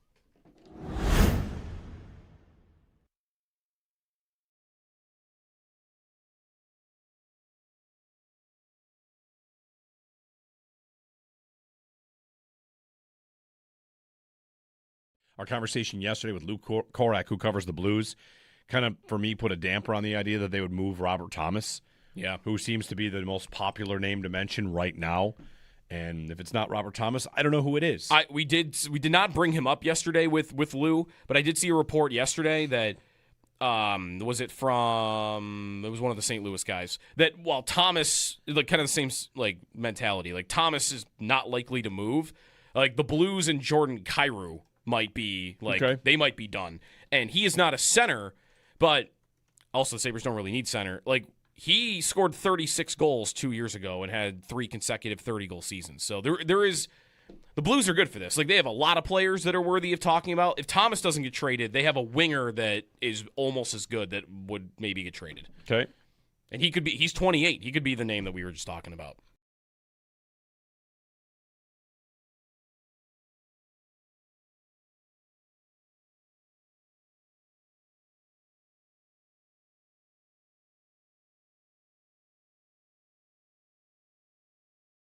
They had their ESPN insiders, Jeremy Fowler, Dan Graziano, Benjamin Solak, Seth Walder, all making offers. And these are some hypothetical trade offers for Keon Coleman. Mm-hmm. All right? So everybody out there, you ready to play the game? Let's make a deal. Does anybody want to make these trades? All right. Have you seen these yet or no? No, I have not seen them. Right. I mean, I can't imagine it's much. That's the thing. But how little is it? Go ahead. Jeremy Fowler's offer. Okay. Keon Coleman to the Ravens. The Bills get a 5th-round pick. I would do that. Okay. I actually would. Yeah, send him to Baltimore. Go ahead, Baltimore. You put him in as a starting receiver and see how that goes. Well, it's a 5th-round pick, so, who would the Bills traded a 5th-round pick for? Ooh, that's a good trivia question. Last time the Bills traded a 5th-round pick in a trade, it would have been for... They spent more than that on Rasul Douglas. They spent more than that on Kelvin Benjamin. Rasul Douglas, yeah. They spent more than that on Amari Cooper. What did they spend a 5th Douglas on? was like a net 4th. Did they trade for Matt Castle? No, maybe they traded Matt Castle away to get a 5th-round pick. They traded A.J. McCarron away for like a 7th. No, that might have been a 5th even. Anyway, Tyrod, they get a 3rd. We'll get back to that. Yeah. So, Jeremy Fowler, 5th-round pick. You're already taking the deal. All right, well, I'm taking the deal. You don't even need to see the other offers then. You've traded. Well, I haven't called the Ravens okay. yet. I'm telling we're a part of the same front we office. have 4 offers on the table. This is an internal meeting. Fair. Dan Graziano's offer, Washington. Trade Coleman to Washington for a 2028 5th-round pick. Why wait a year? Why wait? Taking your offer. Wait 2 years. I guess the idea is because you would, you'd want to keep him out of Baltimore. Right. Yeah. Benjamin Solak's offer to make this trade. Mm-hmm. A 2028 5th-round pick. Even further really away. Creative, these guys. But the Raiders get Coleman and a 7th. Yeah, no. So you're giving Coleman and a pick for a pick in 2 years. Yeah, no thanks. No thanks. Okay. Seth Walder's offer. The Bills get a 4th. Okay. For Coleman and a 2028 6th.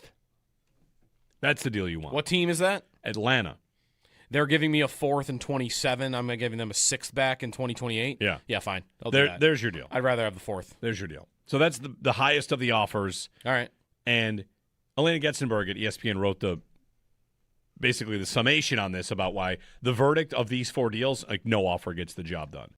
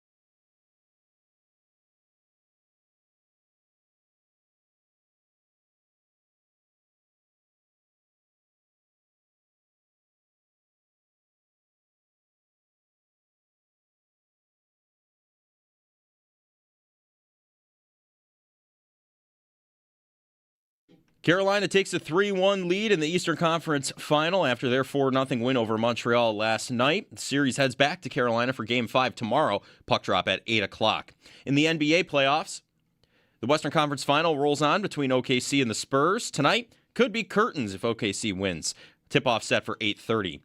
The Bills signed linebacker Demetrius Flanagan-Fowles, formerly of the Giants, to a one-year deal. And around the NFL, the Jets signed Younghoe Koo, formerly of the Giants. When asked about a potential contract extension, Ravens quarterback Lamar Jackson said he absolutely wants to stay in Baltimore. And Daniel Jones, who's been dealing with an Achilles injury, participated in individual drills at OTAs. The Brown County District Attorney's Office is not yet prepared to make a formal charging of Josh Jacobs in relation to his domestic abuse arrest. If the Packers were to release Jacobs, that would result in a $6.25 million dead cap hit for them. Catch every take, every reaction, and every big Buffalo sports moment live now on YouTube with Jeremy and Joe in the morning and Shope and the Bulldog every afternoon. Watch your favorite WGR hosts anytime, anywhere, live on air, live on YouTube. Brought to you by Belknap Heating and Cooling. For more comfort and less ka-ching, give Belknap a ring. That's your Paddock Chevrolet Sports Headlines. Paddock Chevrolet with you for the extra mile since 1935. I'm Joe Cali for Western New York's Voice of the Fan, WGR.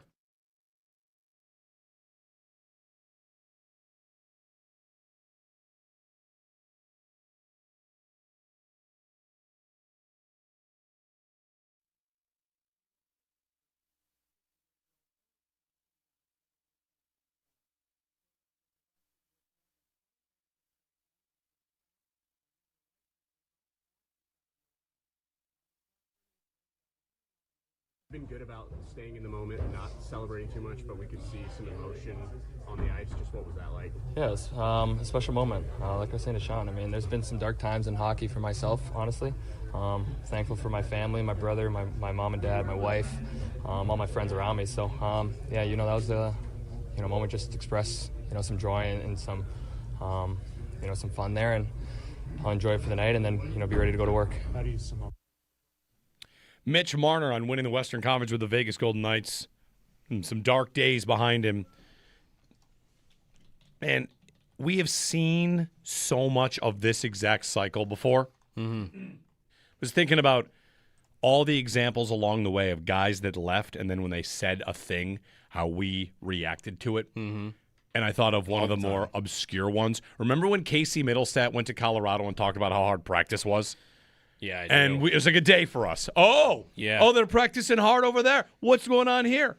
Every single time anybody leaves and says anything, Diggs in Houston. In Houston even said, I'm not going to talk bad about my old girl to make my new girl feel better. Any player that talks about their past actually existing and that old place is going to flare up. Headline. Didn't Dylan Cousins say something at the end of last year that everybody freaked out about that was not much? Yeah. Like Jack saying this, Reinhardt saying that. Yeah. You go somewhere. How about J.J. Paterka on the ice mic'd up with Alex Tuck before the Sabres are good? They treat us so well over here. Oh, they do? Oh, yep. Are we a joke? Like when you're in the throes of your team is in hard times – and someone else leaves and talks about how they used to be there. Headline, Toronto Sun. Steve Simmons. Sour Mitch Marner can't seem to leave Toronto dark days behind on way to Stanley Cup final. Can't seem to leave Toronto dark days behind. And then the lead of this piece is poor Mitch Marner. He can't help himself. On the greatest night of his career with his Vegas Golden Knights putting on a clinic for the Hockey Ages, on his way to his first Stanley Cup final, poor Marner needed to reference the dark days in Toronto. At some point, we just got to be honest about the climate and the culture that we create. Like, we're a part of talking about these players and when they disappoint in the playoffs. But, man, here's the guy that ran Phil Kessel out of town for eating hot dogs. Kessel goes somewhere else and wins a Stanley Cup, two Stanley Cups. Multiple cups. Yep. As a contributor and a great player. It happens again here with Marner now, who's going to the Cup final. Will happen with Matthews too, and it's all about how he's a bum here. He never played well in Toronto. Now he's there, and man, like you can't see the bigger picture that maybe part of the problem, the reason he had dark days is because everyone blamed him for the failings of the franchise. You're basically doing the thing that to him was the dark days. Like it's part of it, right? Like, and maybe Marner didn't say this, but one of his teammates did. I forget which Golden Knights said it, but the difference in the level of scrutiny that he gets, Toronto versus here, Vegas meaning here, Sure. is a lot healthier for him specifically. And then you're doing the thing, which is probably why he refers to it as dark days. Sure. Part of it. But then you'd ask yourself, obviously, like, well, what's the right way to do it? Because playing in a place where it matters a lot, Yeah. some guys want that, flourish in that. Other guys, Right. He grew up loving the Leafs. It was his childhood team. Remember what Michael Kesselring said at the beginning of this season? That there's Like, much more attention in Buffalo already. And what did Right. we do that day? Like, oh, yeah, is that right? You can't handle it? Right. And he wasn't even really saying a thing. He was just pointing out Right. in Utah it's going to be different. And But he was right in that, like in Utah, you play poorly as a bottom 4 defenseman on a team, you don't really exist. Right. Whereas here, it's going to get noticed and it's going to get pointed out. And that doesn't even have to be a bad thing, I guess, though, but for some individuals, it would be a bad thing. sure. But for other individuals, maybe it would be a good thing. Yeah, They would thrive in it. That whole thing though, like with that market is so aggressive, and that's the same guy that asked the crazy question at the press conference for Chayka too. That's Yeah. right. Same, Yeah. same guy. Yep. Like, and so there's this clear, like, almost aggression towards the players that when it's the media doing that, it normalizes the fan base doing that, and that's when you get like, it's one thing to have Simmons write a story like that is just so clearly like, what kind of loser activity is that? That's one thing, but then what that leads to is people posting your address online. Right. And, tell like death threats. And like that becomes normalized because you've got writers out there like blasting guys and putting their personal sort of human basis at question, and that makes it like, oh, free range, here we go. And that is, I think, a big part of the problem there. Like, I don't think Marner's issue necessarily would have been with this article, but what this article gave fans what they felt was the right to do and say to him. And that becomes an overwhelming, growing thing that you lose control of very rapidly. Right. And that's just not, you just don't need it. This is just so Ryan O'Reilly all over again on some level because I'm seeing like only one skater in NHL history has won the Conn Smythe in his first year with a new team. That's O'Reilly. And Mitch Marner is plus 155 on the gambling markets. Yeah, like if they win the cup, he should win the award. Right. O'Reilly to start the Stanley Cup final was plus 3,500 to win the Conn Smythe, and then he did. He won the Conn Smythe. Yeah. Right. So he doesn't have to win it, but he likely, I think he likely will if they win the cup. He likely will. Marner What did will. O'Reilly do in the finals to turn? He must have had 10 points. I guess everybody must have decided that again the whole scope of the playoffs, and were they underdogs? They were playing Boston. They were definitely underdogs. Yeah, in that series. Well, like it's just so O'Reilly over again. And what was O'Reilly? I lost my love of the game, and some people got really mad at that, and some thought, "Wow, we've got a problem here." I mean, if you're the Sabres, you have a problem. If you're the Leafs, you have a problem. And if whatever, like I want to stop short of like going full in on toxic media markets because what's supposed to happen? These guys are supposed to have, you're getting paid $12 million a year. There's a lot expected of you. But man, if you can't see that the part of the reason this player is having dark times is because of the way that it's covered, like that can be either a necessary evil or something you try to, I don't know, be a vehicle for change. I don't know the right answer, but a hit piece, again, another one calling you a loser in the market that the team's falling apart. They fired the coach, they fired the GM, and that guy went to the Stanley Cup final, and you're still taking your shots, calling him a sour guy and acting like this. Again, like the words used in here, like, oh, this poor tortured soul. It's just hell hath no fury like the bitter hockey fan base who's really provably great player went to a team where he can flourishes, and like you're so mad about it. Yeah. And right now Toronto is deep in it. Like I don't. Right. In this piece, it's all about how when Marner went to visit Vegas with the Leafs last year, family members went out there to look at real estate with him because he might have had 1 foot out the door. Right. Okay. Again, it's like one of those spots where it's like, that's your guy. And if you lost him, that's you. You lost him. And you could have traded him for a big giant package Huge. when you could have, and you decided Didn't. not to. And he decided, I'm going to do the free agency thing because I can do it. Because you put me in that spot. And this might be like the guarantee of guarantees, but in this kind of scenario, are we rooting for Marner? Yeah, right? To some I'm rooting degree. for Marner, I'm rooting for Marner. Yeah. Are Leafs fans? It's probably split. No, I think I don't know the you percentages. you might feel like if you are, even if you don't hate Marner, rooting for Marner to win, I think further either embarrasses your own organization, your own market, and maybe it'll even make certain guys second guess the idea of going there and playing for. Like, look at how much more fun he's having there. Like, I don't want to go through what that guy did there. Yeah. Like, and they were playoff teams, right? Like, of course they kept hitting their head on the first round, in part because of the format. but that guy Marner was at least a point a game in 3 of his last 4 playoff seasons, and he got no benefit of the doubt at all. And he was from there, by the way, if you want to add that in. Like, he was a Toronto kid, and he hit the open market and was like, yeah, I don't want to stay here.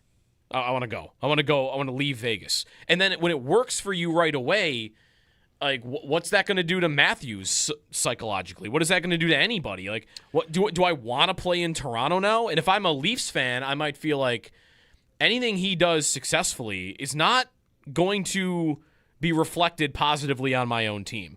And I would feel like I'm in a pretty dark spot as a franchise at the end of that all. Yeah. Like, I am now at the end. Well, I'm at the end of this competitive window that I had for a decade. I didn't accomplish anything. And now I feel like he is kind of the symbolism of, oh, it's all over. It's all over, and this is going to start happening where everyone's going to go, yeah, like, Matthews, I'm going to get out of here too.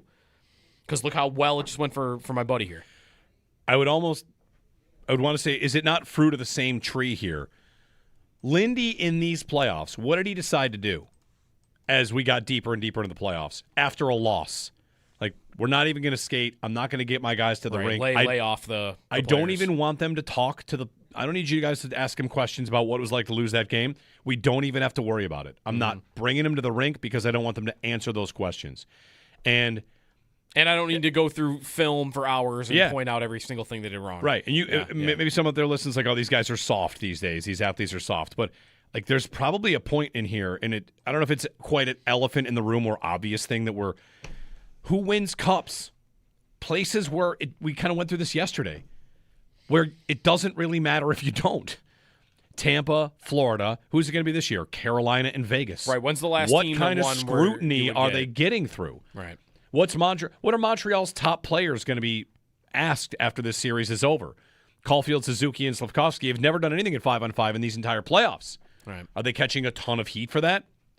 Right? Dobesh, thank goodness he's been good. Otherwise, he might be fair game to just roast him. Mm-hmm. And, at the end of these playoffs, what did we do? We talked about Tuck a little bit. He didn't have any points in the Montreal series. We talked about Thompson's struggles in these playoffs, asking if he's hurt. And while people here do care a lot, like, who are the guys that get flamed the most? McDermott? Mm-hmm. And then who? Kevin Adams? Yes. And then who? Like, who's the player that catches the most while still here? Josh doesn't because he plays great in the playoffs usually. He had a bad game of turnovers, but still played well enough for them to win. Like, I know it's high intensity here, and the expectations on the Bills are very high. So, like, coach and GM caught it. But the player that is the most... Is Thompson getting some of this after the playoffs? Maybe.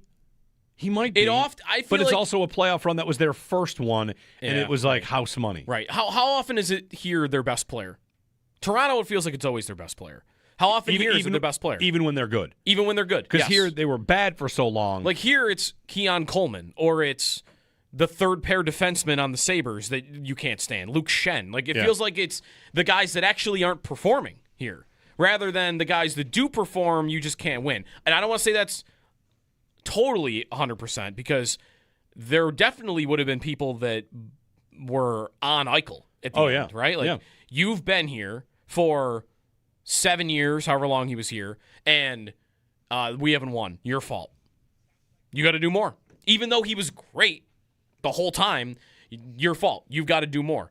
I do think there is some of that. I don't know. I feel like Toronto, from our perspective, it seems they get to that place a lot quicker. Wasn't, not just even Kessel, when Phaneuf was the captain, wasn't that dude flamed like crazy all the time?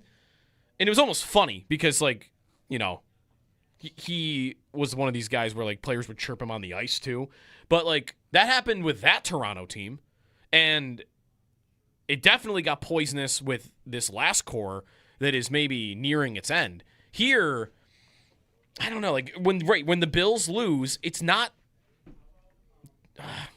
how often is it their best players? I guess that's what I'm asking. Right, that are getting the blame. You'll get did Diggs get a lot of the blame when he wasn't producing in big playoff games? The drop against Kansas City, yes, but not for really the other games where he didn't produce. That's right. That's right.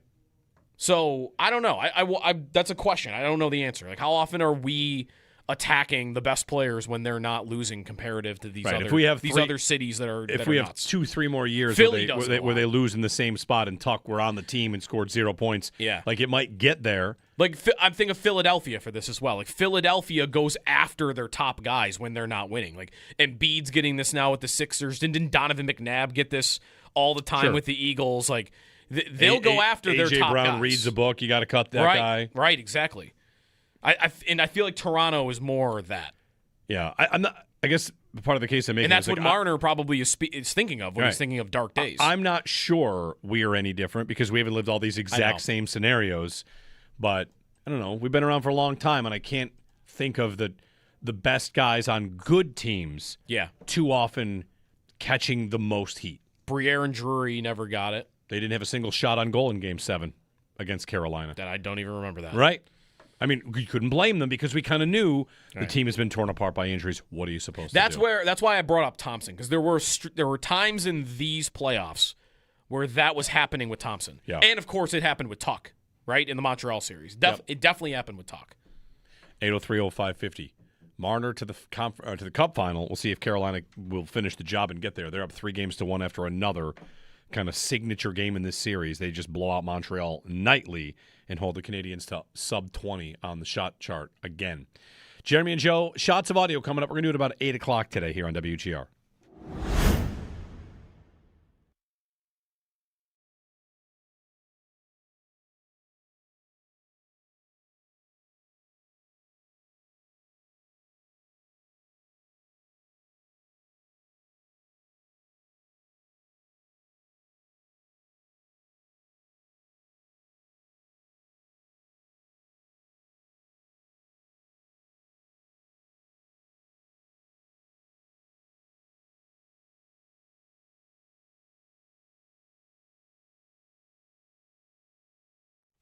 Who watched that game last night? I couldn't stick with the whole thing. No, I couldn't either. I got through like 2 periods and was like, I can't do this. Carolina.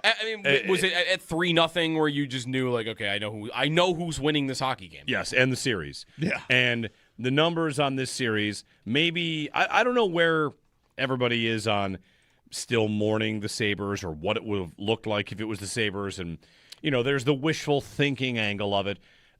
Maybe it's wishful thinking to think the Sabres could have beaten Carolina. Maybe. But maybe it's also true. And I don't know, could the Sabres possibly look this bad? It doesn't feel possible. Could anyone possibly look this bad against Carolina like Montreal is? The expected goal share in the series is like 70-30. Yeah. Montreal expected goals in the series is, according to Natural Stat Trick, is at 6. Yeah, they're being outshot, Montreal 136-65 in the series, which is like Canada against Switzerland in some international tournament level of It's bad. incredible. Yeah. Last night, they had a great night shooting the puck. They got to 18. Yes. Great night. They didn't hit the over, though.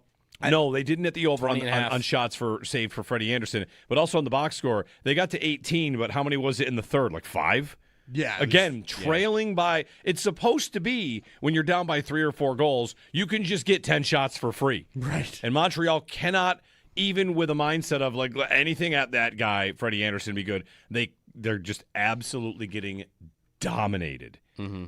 It would be humbling. If the Sabres had won in Game 7 in overtime and then won Game 1 6-2 or whatever, I can't even imagine the high you'd be on, only to watch your team then be done. Oof. Instantly done. They are done. I mean, that I struggle with what they would have looked like in this series. Is it possible they would have looked? I don't think they would have looked this bad. I don't think so. But could they It's have been hard to look this thoroughly bad. dominated by Carolina? I think they could have. could have. Yeah. They definitely could have. The thing is, how many teams thoroughly dominated the Sabres in the last 4 to 5 months? How many times did it happen in a game? It was pretty rare. For I don't Montreal, know we're that at, it really we're ever at it's happened. happened 3 nights in a row. Or Right. 3 games in a row. The Canadian- and yeah. it happened against the Sabres, too, and it happened against Tampa. Right.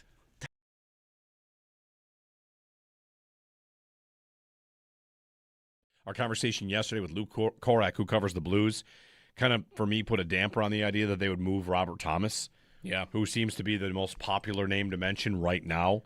And if it's not Robert Thomas, I don't know who it is. We did not bring him up yesterday with Lou, but I did see a report yesterday that it was one of the St. Louis guys that while Thomas, like kind of the same like mentality, like Thomas is not likely to move, like the Blues and Jordan Kyrou might be like they might be done, and he is not a center, but also the Sabres don't really need center. Like he scored 36 goals 2 years ago and had 3 consecutive 30-goal seasons. So there is.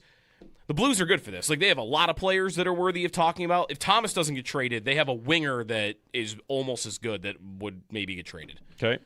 And he's 28. He could be the name that we were just talking about.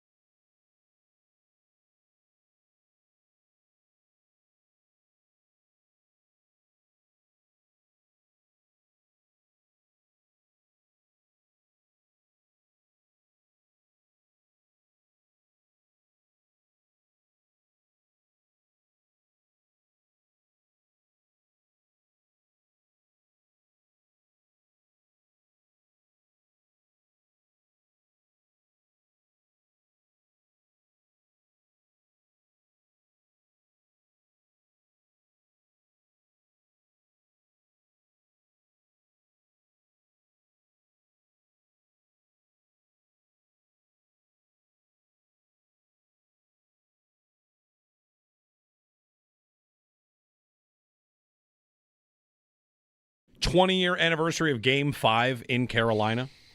Joe told me that in a break. Tony Ludman breakaway.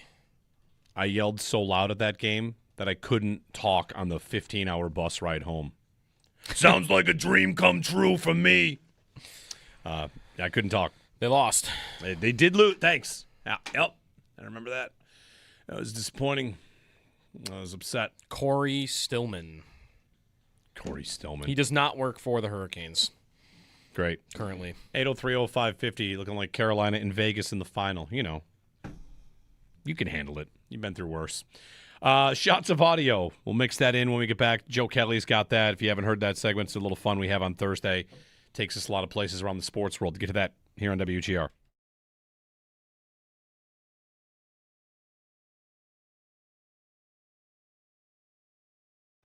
You were going over like Jordan Kyrou trade ideas.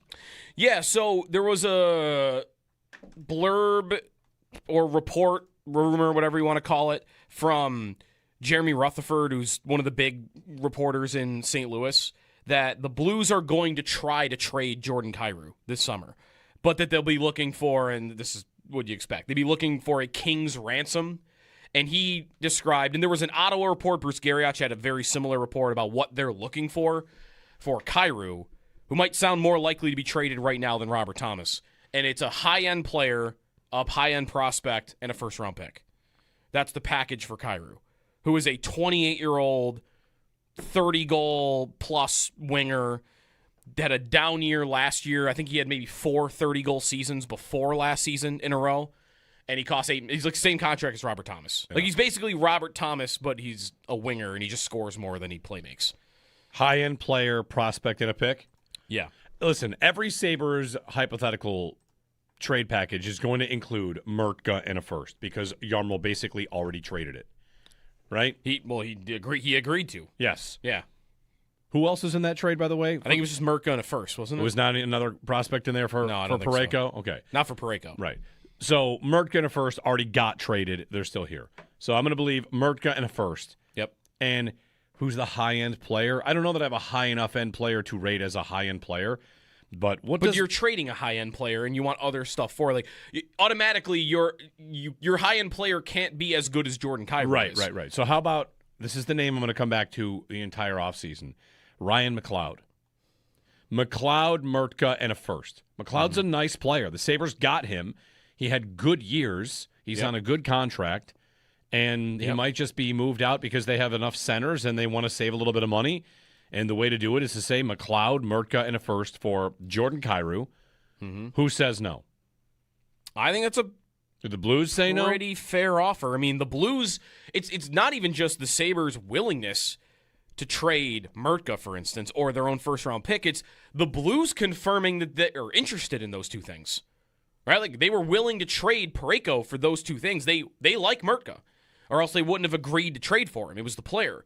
So I think that's pretty good. McLeod's 26 years old still and is on a reasonable contract. He has no trade protection, so you can just do that. I feel like that kind of works.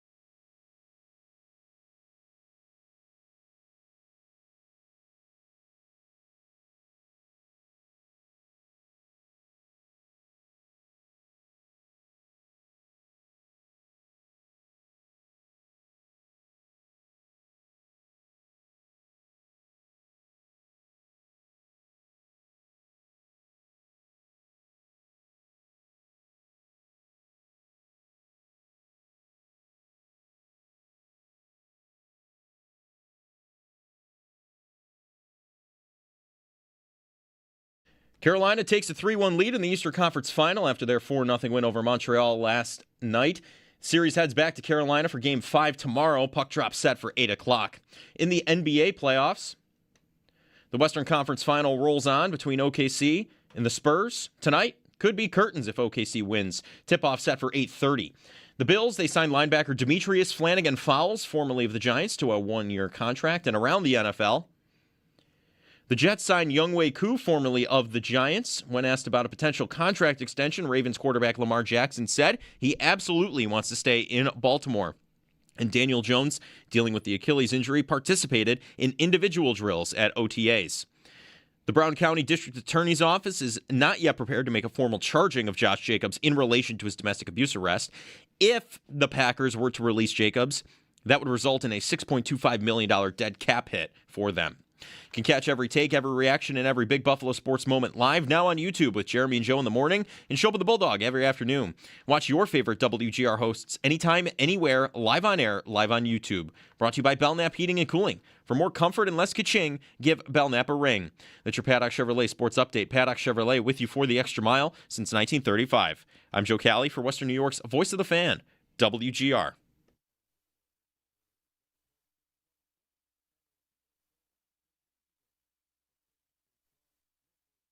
Flopping,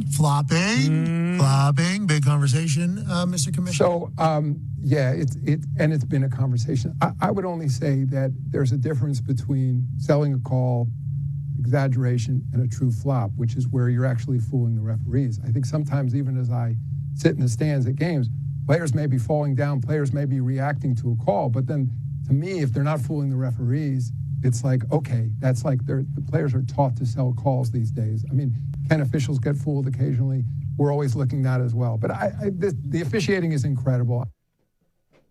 Adam Silver on Pat McAfee on the allegations of flopping from Oklahoma City. What a cop-out. You know, it's funny. We've got a moment here in the NBA. If you are someone that doesn't make a point to turn on the NBA Finals, that's fine. Uh-huh. You should try it tonight. I was explaining to my wife that what the Thunder are known for and SGA. I'm like, everyone's mad because this guy flops all the time. And I'm like, let's watch for a minute. Bang, right away. Yeah.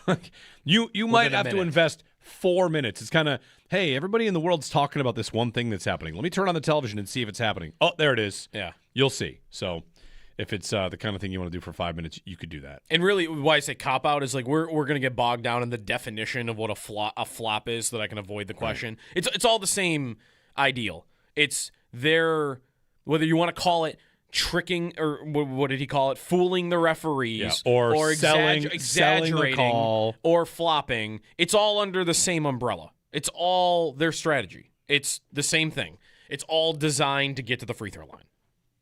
That's really more how it should be. The next time the commissioner gets asked by somebody about this as a problem in the league, don't call it flopping then. Say, how do you feel about teams whose whole reason for existence is just to get to the free throw line? That's it. Yeah.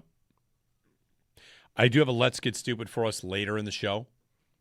Okay. I'll get to. I like that. We opened up talking about Montreal and Carolina and whether or not Carolina, well, listen, they lost game one. How the Sabres were off a 2-week hiatus. Yep. And since then, they have been buzzsawing Montreal. Right. Which you kind of get to that spot where whether it's cope or whatever it is, here I am saying, I don't think Montreal's very good. Yeah, well, they beat the Sabres. Yeah, they did do that, didn't they? And they didn't beat them by small margins. When they beat the Sabres, they beat them by a number of goals. And are we looking at the Sabres and thinking they lost because of their goalies? I don't know that we are.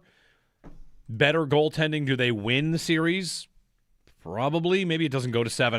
I'd like to say yes, given that they, by every metric, were the better team in the series. Yeah. Like it wasn't as drastic as this series. The other way to say it would be maybe better finishing. Right. A higher-end player to finish things off. Like, Vegas carries play, and they've got Mitch Marner there to finish, and Eichel and Stone, and, they've got a bunch of guys. William Karlsson.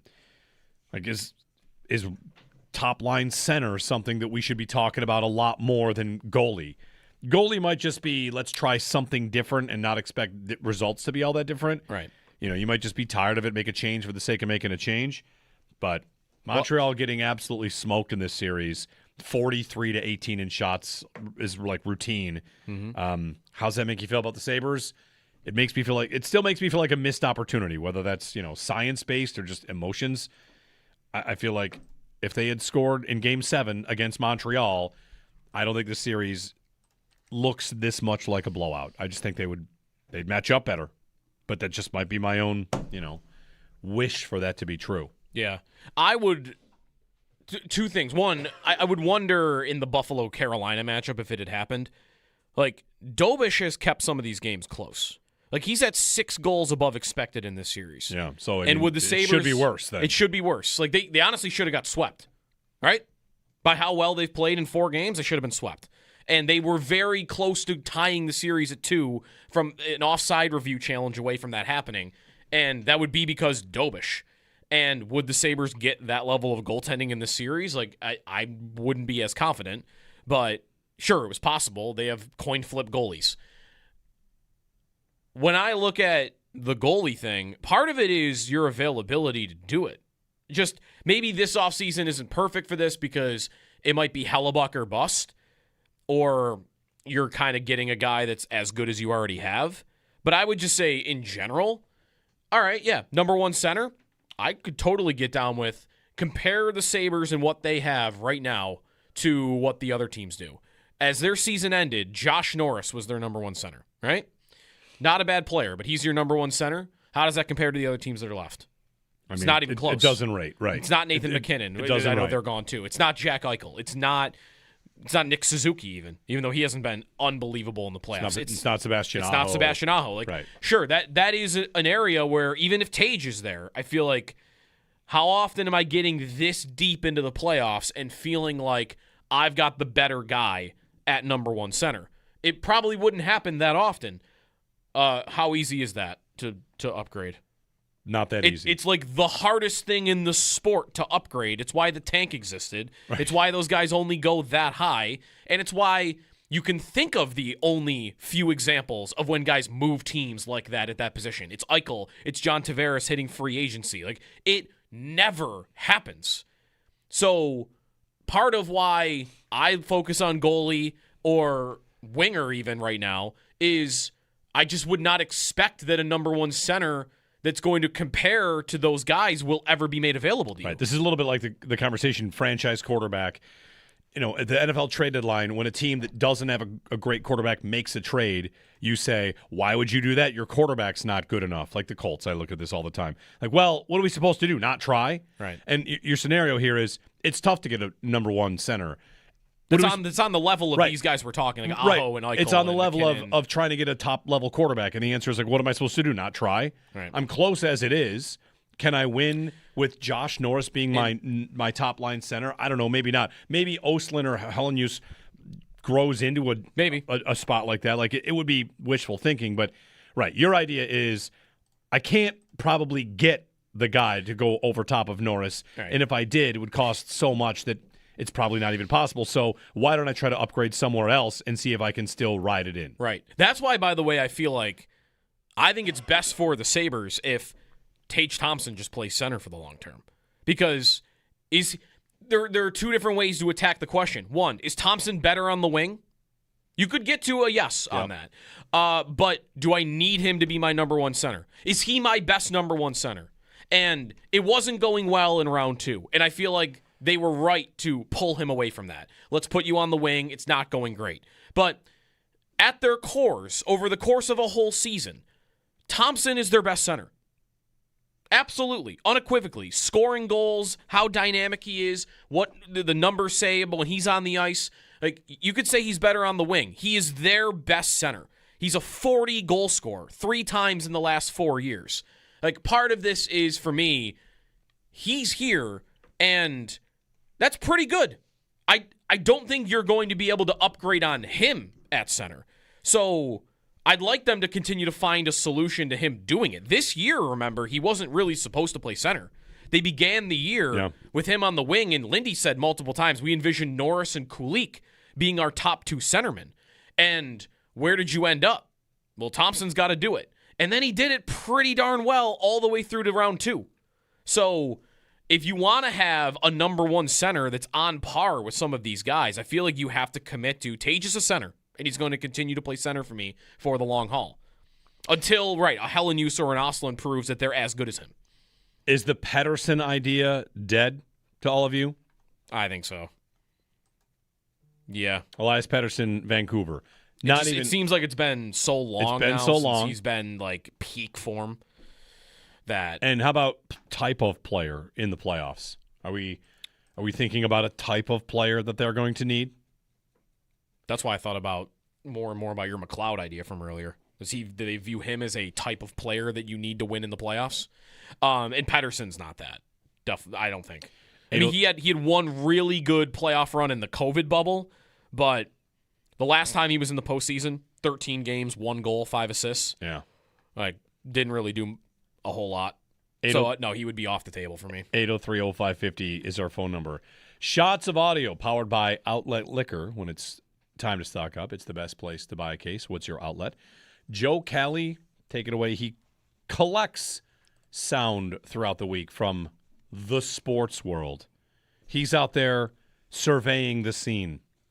And a scene we've surveyed. Yes, and bringing us things that we may or may not have heard before, and you may or may not have heard, and then we'll react to them. So away we go. We've got a lot in the NFL just because OTAs have started up. Yeah. And a lot of audio from players around the league, a lot of things going on. We'll start, though, continuing on the NBA conversation, the flopping. Shannon Sharp on his podcast had a quick remark about it. He going to sell it now. He going to sell it, but I don't blame him. I ain't going to lie. I've caught fish that flop less than Shea. Classic. It's an epidemic, a flopping epidemic. So Shannon Sharp's in on it. The clip I played at the top, I just couldn't get over how much of a cop-out it was, but they're just avoiding it at all costs. On ESPN right now, the conversation is, does criticism of SGA's style detract from his level of talent? Yeah.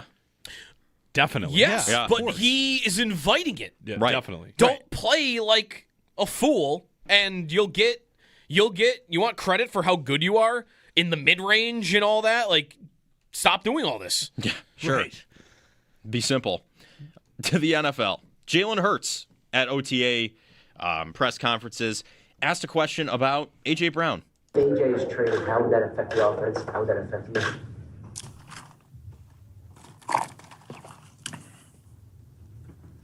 Picked the right question to sip on, huh? That is a tough question to answer. Yeah, that is a really tough. That is a really tough question to answer.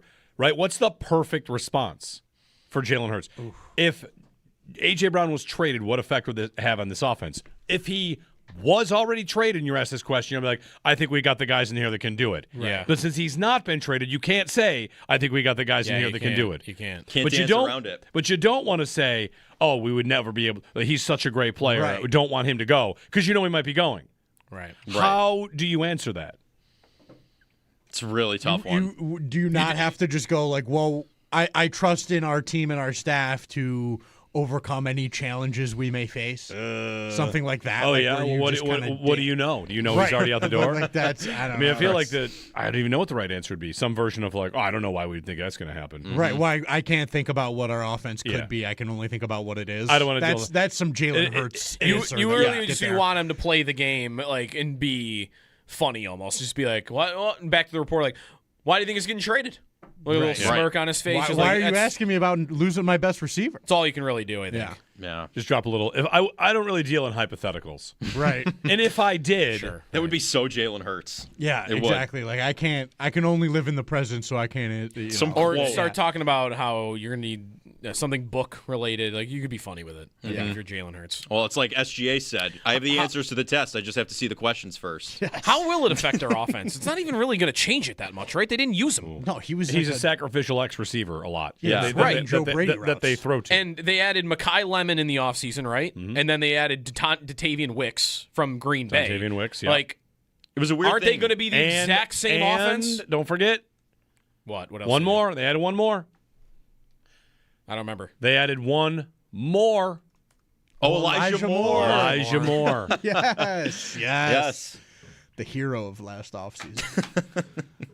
Is that a dig spot? No. No? No, because Lemon. Everything I see about that's Diggs, overkill with Lemon. Everything I see about Diggs is the Rams. Yeah, the Rams. Diggs in Philly could be kind of fun though. The Rams. Exciting. Him the and Rams Sirianni. Nasty too. Well, I don't know who's their third receiver. I don't even know. All right, yeah, the Rams. Is it not Robert Woods? He wouldn't. No, listen. Retired. If it's Diggs, he would not. He probably wouldn't play a lot. On the Rams? Yeah, I mean they do 2 and 3 tight ends a lot. They don't have a lot of receivers on the field all that often, and when they do, him. right? Yeah, Kansas City. Kansas City is a possibility. Kansas City was reportedly circling back on A.J. Brown as well, so All right. we'll see what happens there. Okay, interesting. All right, stay in the NFL. We go to Minnesota next. Quarterback room duel between J.J. McCarthy, 9 in some circles, and Kyler Murray. Kyler Murray was asked a question on the relationship, and he's like, he's a younger player. I'm here to help him with anything he needs. Here's J.J. McCarthy's response, the same. What's your relationship been like with Kyler so far? It's just like two guys in a classroom. He sits on one side, I sit on the other side, and it's the coach's responsibility to teach us and coach us. So there's a little more. Is there any awkwardness like between you two? Awkwardness, it's just like the same feeling, when you're in high school and there's another person on the other side of the room. Just a guy on the other side of the room. He is pointing out, though, that they are sitting on opposite ends of the room. Multiple times. As far away as possible, huh? Yeah. Not sharing notes. They're not same-siding a booth? No. Yeah. I mean, if That you is want a to bond travesty. with Kyler Murray, you just got to, get into some Call of Duty or whatever. I'll go ahead. We were talking about Kyler Murray in one of the breaks because in one of our fantasy leagues, Dynasty, you have Kyler Murray. My quarterbacks are Mahomes and Murray. Okay. Listen, Kyler Murray, Minnesota, Kevin O'Connell, quarterback whisperer. Justin Jefferson and Jordan Addison. I think that could certainly work yeah. short term to win some games for them. For sure. I totally agree. I've always kind of liked Kyler. I know he's not that good, but he's always been like a fun fantasy player, and I do think that he's so like talented in sort of weird ways that O'Connell could find little wrinkles to use him. Who's his offensive coordinator last year? Drew Petzig. Okay. I've got. Could he have the year? He lost. What do you envision? Could you envision him having the year Darnold had in Minnesota? Sure, possibly. Oh, yeah. I was just going to say about whether Drew Petzig. Is that the right answer? He was the offensive coordinator. I'm pretty sure. Okay, if so, he lost his job for Nathaniel Hackett. Oh man, who's the OC in Arizona right now? Jeez. Yikes! He is.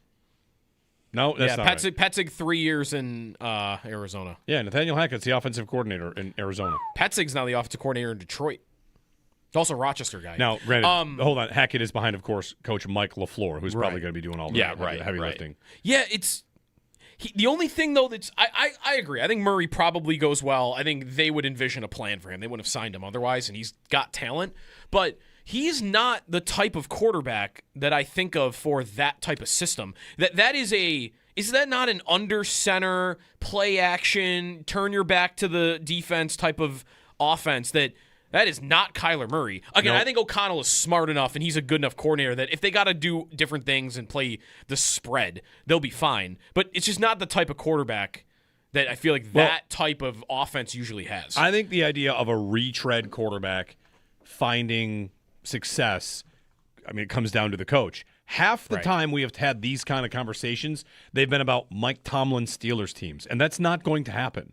Right. Russell Wilson and Justin Fields and Mitch Trubisky, these guys are Rodgers. These guys are not going to find their next level on a Mike Tomlin team where the offensive coordinator is Matt Canada or Arthur Smith. Mm-hmm. Right. But if it's Shane Steichen takes Daniel Jones, that might work. And if it's going to be if it's Shanahan, if it's in this case Kevin O'Connell, without saying it's going to work, I certainly have room to think that it will. I'd have a faith in him that he would get the most out of Kyler Murray. Yeah. Like the Kyler Murray, what are the odds he would have his best season of his career just in what he's now going into? He's never thrown for 4,000 yards.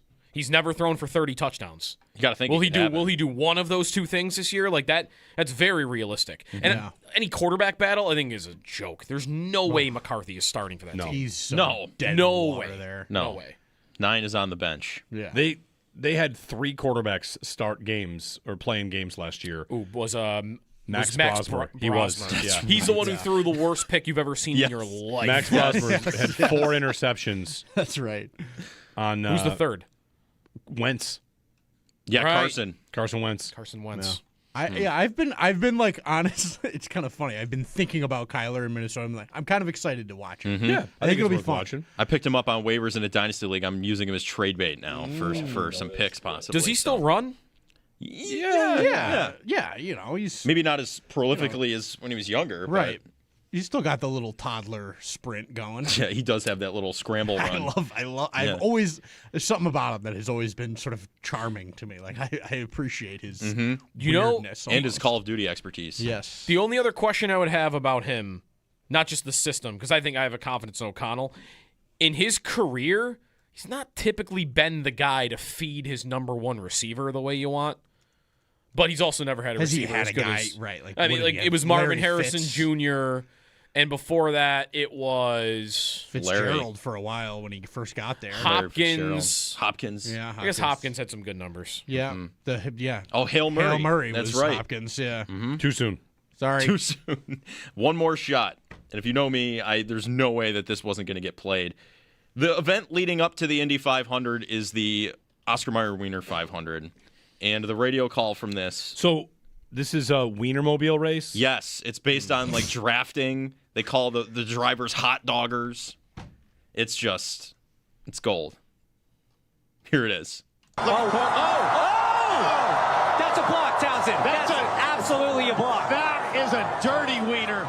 I don't think I can endorse that kind of behavior. They were buns to buns coming off of two, and that was not right. That was not right. Slaw Dog, your defending champions, making a move. Can they stuff it up the inside? What a silly sausage. Shy Dog loses the lead. Slaw Dog back in front. It's wiener on wiener action here. 5 very much still in the race. How many laps do they do? I don't know the lap count. Slaw Dog? How fast? 2-lap race takes place just ahead of the Indy 500. Yeah, the Weenie 500. Mm-hmm. How fast are these things going? It's all based on drafting because of the heavy modification of the vehicles. Oh, right. So they're not engine. Is it? It might be. You can't draft around a track. You need an engine. Yeah. You got to be able to move, but it's the way they're able to overtake is mostly drafting, from what I'm seeing here. They claim the Borg Wiener Trophy. That's what apparently. Borg. Yeah.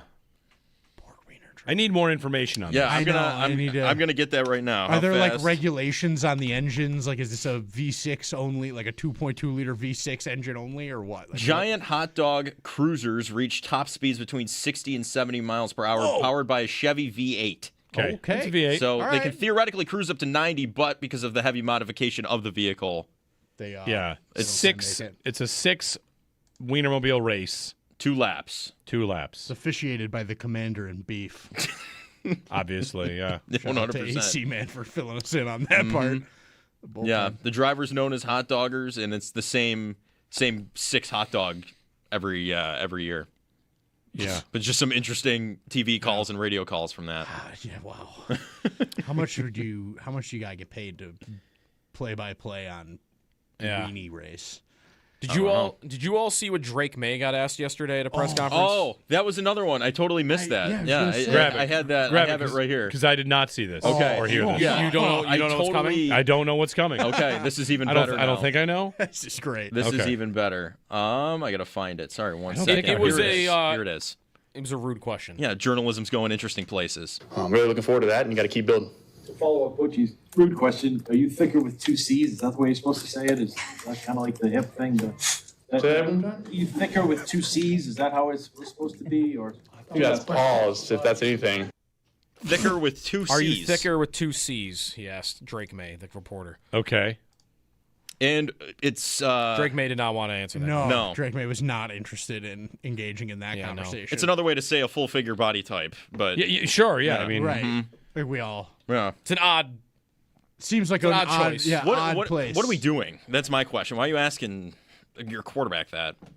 I thought it was a player joking with him at first, and then it was an actual. No, it's like a real reporter. Yeah. But yeah, that's the shots of audio for this week. That's a real rush of adrenaline when you ask that question and it flops and Drake May's looking you in the eye like, what did you just say to me? Yeah. Well, he prefaces it with rude question. I know. I don't know. Right. He's acknowledging off the outside. I've got a rude question. Right. Oh, all right. What is it? This one. Thanks for letting us know. Did you get fat? Yeah, right. All right. Oh, gosh. 803-0550 and 1-888-552-550. It's our phone number if you want to jump on for anything you hear. Shots of audio powered by Outlet Liquor. When you need to stock up, it's the best place to buy a case. What's your outlet? One thing, Joe, you're a new father. One thing I'm learning about with T-ball last night. My son's in T-ball. He's in soccer. And I was talking to one of the other coaches about this. and maybe it's very normal for kids that are, like 5, 6 to do this. Mm-hmm. My son is a grade A trash talker on the field. He just love it. He just talks so much trash. Yeah. And I think the kids at this age, what's the trash talk? They're not really keeping score in these games, and it's just gonna get your introduction to the game. But these kids are bent on they won. Yeah. And arguing about the score and calling each other things like chicken butt, and he is relentlessly trash talking. Uh-huh. A goal gets scored, they celebrate, and my wife and I are looking at him like, look at him. He is chirping this other kid right now, right in his face. Yeah. I guess that's what they do. It's not. I learned this along the way that young kids. Is that discouraged at that age? I kind of want to. I think it's okay because it's harmless now, but eventually it will have to be like, maybe we don't do that. Especially as the levels go up of what is actually said. It's just like relentless trash talk. Wow. Yeah. Little Zach Benson. I guess. Little. Do you think the first kid that learns how to swear it becomes like a superhero? Listen, that first moment. He definitely knows how to swear. And occasionally, it doesn't happen often, but occasionally he will, and he'll use like one of the words perfectly in perfect context. Like there was one where the whole family's around and our dog dropped the ball at his feet, and sometimes our dog is a bit relentless and a bit like, go away, like enough of this. Yeah. And he told him to get that bleeping ball out of his face. And it was so perfectly executed. Yeah. You kind of have to be like, turn away. Yeah. Laugh for a moment. Hey, we don't talk like that. Yeah. Right. Meanwhile, you tell the story like a month later because awesome. you remember, like, he nailed it. I mean, it was really well done. Yeah. That's awesome. Anyway. Trash talking a T-ball. Yeah. And soccer. If he's in it, he's trash talking. Only if he's winning? They don't even keep score. He doesn't even know what the score is. Well, you said he said the score. They'll just lie. Oh. No. Listen, you try to play him in anything, and He's you ask winning. him what the score is. You're like, it's I have 5 and you have 2. Yeah. Like, okay. All right. I have a Let's Get Stupid that was born from the Vegas Golden Knights standings in the 3-2-1 point system. Okay. All right. Suggested to me via a listener. You can always suggest Let's Get Stupids to us because we'll talk about anything you want. 803-0550 on WGR.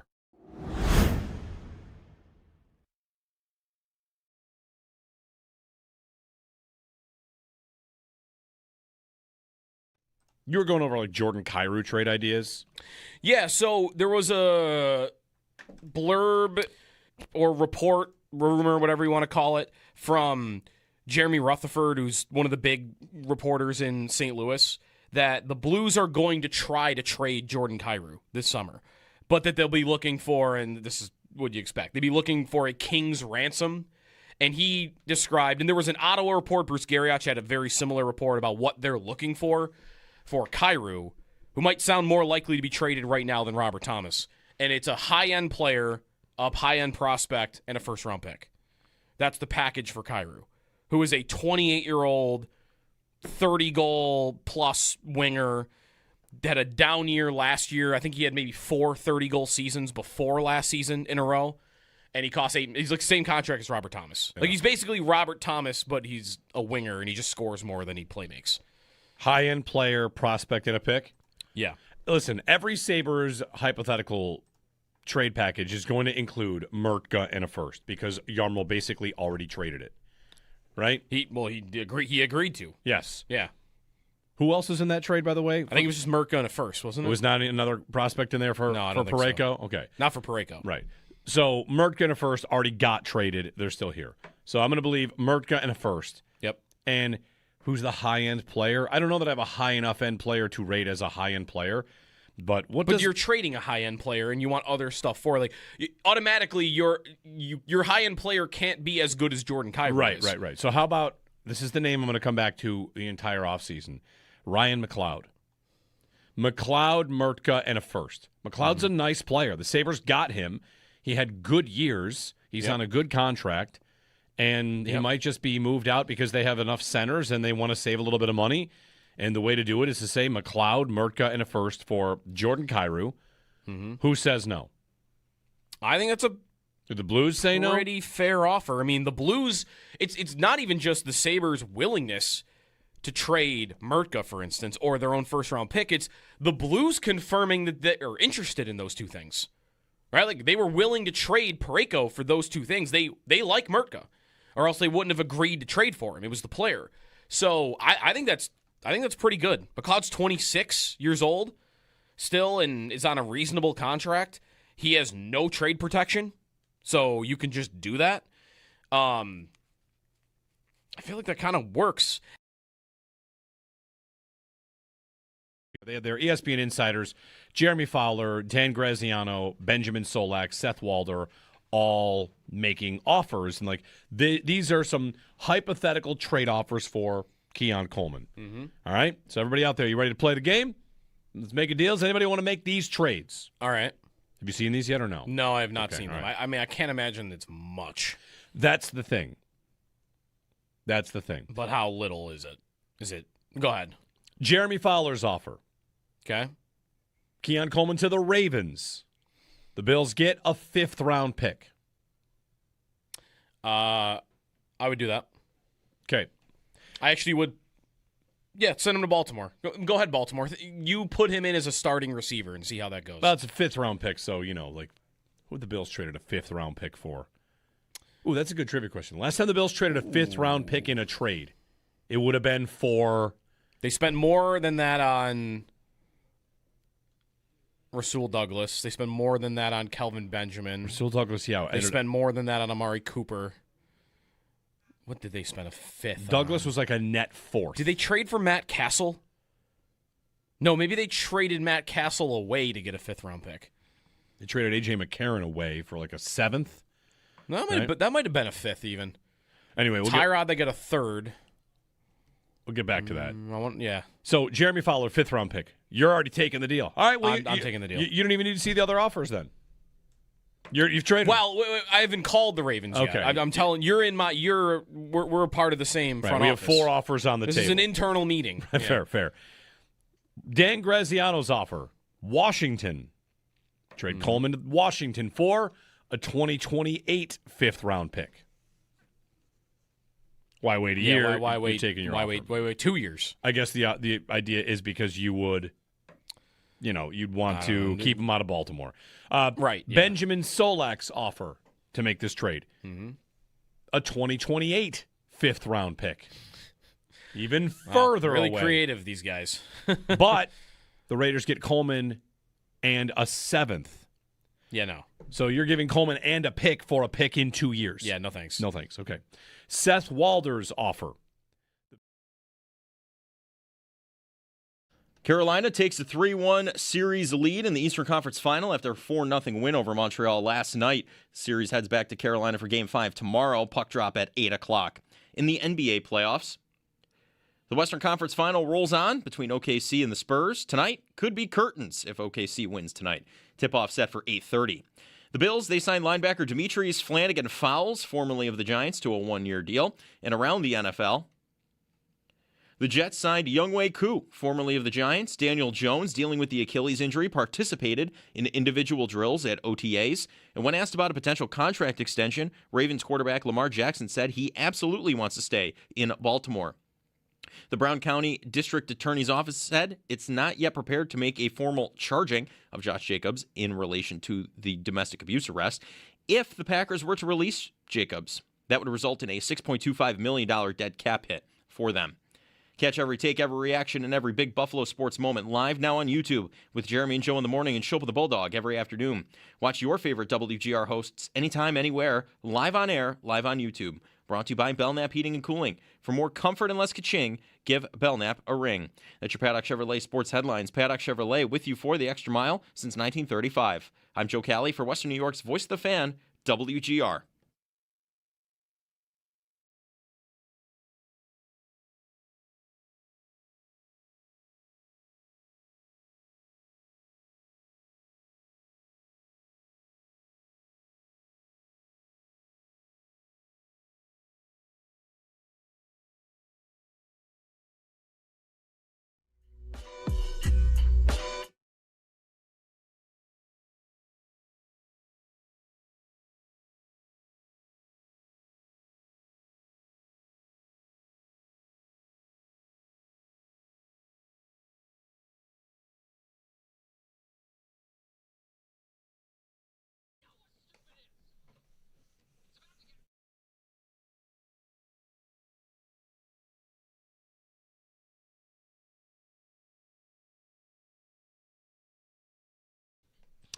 Okay. So I pointed out a thing yesterday about Vegas and the standings. And I'm not here to claim that I made up a term, but I'd never heard anyone say it before. And that's 0-point games in hockey. Mm-hmm. How many times did you play and not get a point? 0 points. Vegas was 9th in the league in that. 0-point games. Meaning, they got a lot of overtime points, getting to overtime. Sometimes these are referred to as loser points. They had 17, finger quotes, loser points. Mm-hmm. You don't get a point for losing. You get a point for tying. You get to the end of regulation, you get a tie. And that can be an indicator that you're a tough team to beat, right? Hey, you needed overtime to beat us. If Vegas had a little bit better luck in 3-on-3 or shootouts, they would not be a 95-point team. They'd be a 107-point team or 105, and no one would think like they're some paper tiger. Also, by the way, I was reminded, here's Vegas in the Cup final. Mm-hmm. What did McDavid say about that division? It was a pillow fight. It was a pillow fight. McDavid talked trash about the division and the teams, like this team was never that good. The division's not that good. Now the division winner is in the Cup final. Like I think that's got it interesting, worth pointing out. Anyway, so of course Vegas brings up the conversation about the NHL adding a 3-2-1 point system, and it really wouldn't change much. In fact, Edmonton would have won the division on a 3-2-1 point system. Mm-hmm. And whatever, Vegas still makes the playoffs. The playoff format's goofy. The point system is goofy. The playoffs are goofy. Anyway, here's Let's Get Stupid. Someone likes the 3-2-1 point system more than me. Yeah? To the point that they said, I got a tweet, I want this in the NFL. That overtime wins are worth less. And really, you wouldn't have to do a point system. You could just have the first tiebreaker be regulation wins. Right. If you win in overtime, it's still a win. But look at what we do for tiebreakers in the NFL. It's head-to-head, common games, common strength of victory. What if you just introduced as a tiebreaker, here's my Let's Get Stupid, instead of actually saying there's a point system? Yeah. What if the NFL decided, you know what actually is going to be the first tiebreaker? How many of your games you won in regulation? Yeah. Are there enough games in football that go to overtime, though? There aren't that many. For that to ever be a real differentiating factor? Like, how many games went to overtime last year? Because otherwise, I like the idea. You're not going to get, I bet, teams acting very differently if it's just a tiebreaker. Nope, that's right. If you did points, you might get teams going for it at the end of regulation. Going for it a lot at the end of regulation, which if that's what you're going for. I don't think anybody wants points. Like if you want to go all the way, let's get stupid to points, we could do that. I mean, really, we kind of lost our ability to just know what a record is when we went to 17 games. Gone are the days of 10-6, 11-5, things that were like burned in our brains. I guess in that way, if we've already kind of been changing things, you want to just do points? Are there enough games to do points? It would be wild. Like the Bills have a 3-point lead in the standings, and New England, they went to overtime. Oh, okay. They're going to stay behind the Bills. Right, or, well, really, like if there was a game left, you could get drama in that, okay, it's a tie football game. Or like, hey, New England is down 1. You know they're going for a 2-point conversion because they know a tie doesn't help them. Mm-hmm. Or an overtime win doesn't help them. An overtime win. So anyway. 16 games went to overtime in the NFL last year. So instead of, again, you don't have to do the point system. What if that was just the first tiebreaker? Right. If you won 2 games in overtime and you finished 11-5, the team that also finished 11-5 but won in regulation, they were better than you. Okay. So I don't know. I thought it was an interesting Let's Get Stupid. It's more doable than I think a lot of our Let's Get Stupids. Like, I'm into that. You just want to make it the tiebreaker in football. Should we just do this across sports then? Baseball, basketball, and just follow suit? Because I'm going to go with that. People don't like points. There's still your hockey fans that just want the record instead of points. You know? Are there? Yeah, they want ties back. Just want the record. I like the points when you have that many games. Yeah. It's easier than trying to, get through all your like stuff. Football, I think the fact that there are so few games makes the record a little bit more palatable. And then not worried about whether I have points or not. The Bills didn't win. When's the Bills' last overtime win? We wouldn't have to worry about them for this. Bills' last overtime win. They lose in overtime a lot, right? All the time. Actually, isn't there a stat that Allen has never won in overtime? There you go. Is that still true? So it's that far back? The Bills' last overtime win. We might be going back a long way. I mean, we could go through their losses. I mean, the Sabres, we can do this too, right? Their last overtime win, like a playoff overtime win. A real meaningful one. They had 2 opportunities in these playoffs. They did. The Bills' last overtime win. All right, so it's pre-Josh, so it's got to be Tyrod? I'm double-checking that. I'm pretty sure Allen has never won an overtime game. I think that's right. Tyrod Taylor is their starting quarterback that year. They lost to Miami, Rex's last game, right? That's an overtime game? Yep. Did they have an overtime game in 2017 when they break the drought? I can't think of one. I'm sure there might have been. All right, I got the list of Bills overtime games in front of me. They are on a 7-game losing streak. Okay. And they are all Josh Allen games. So Tyrod. Can you name the losses? Minnesota. I mean, we're talking playoffs too. Yep. Denver and Kansas City. Philadelphia. Yeah, Philadelphia. The Jets. Tampa. The Jets is a punt return. That's right. Tampa is Fournette. Had a big run. Or no, someone else. Oh, it was a pass. Rashard Perriman. Yeah, there you go.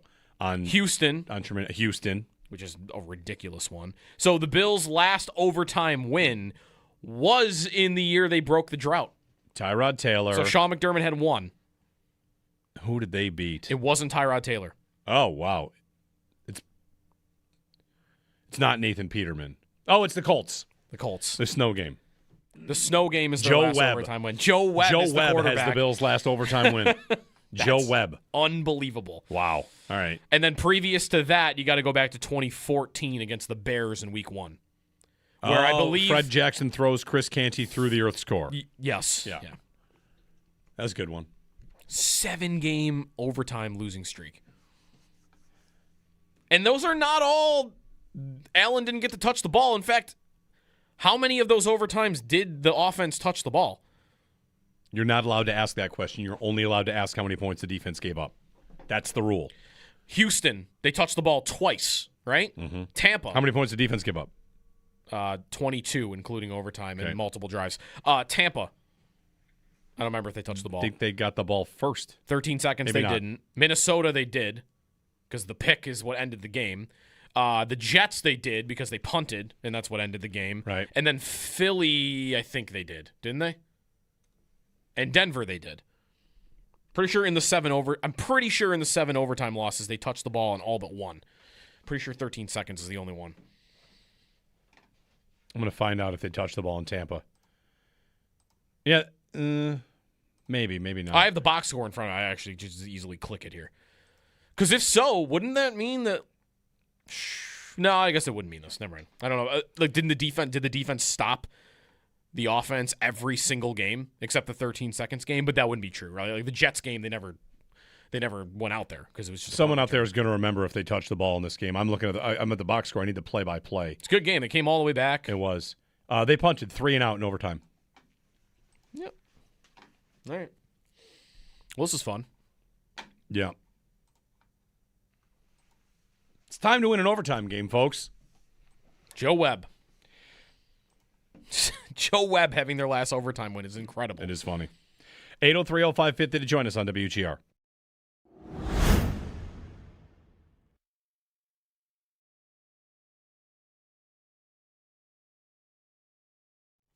Who watched that game last night? I couldn't stick with the whole thing. No, I couldn't either. I got through like 2 periods. I was like, I can't do this. Carolina.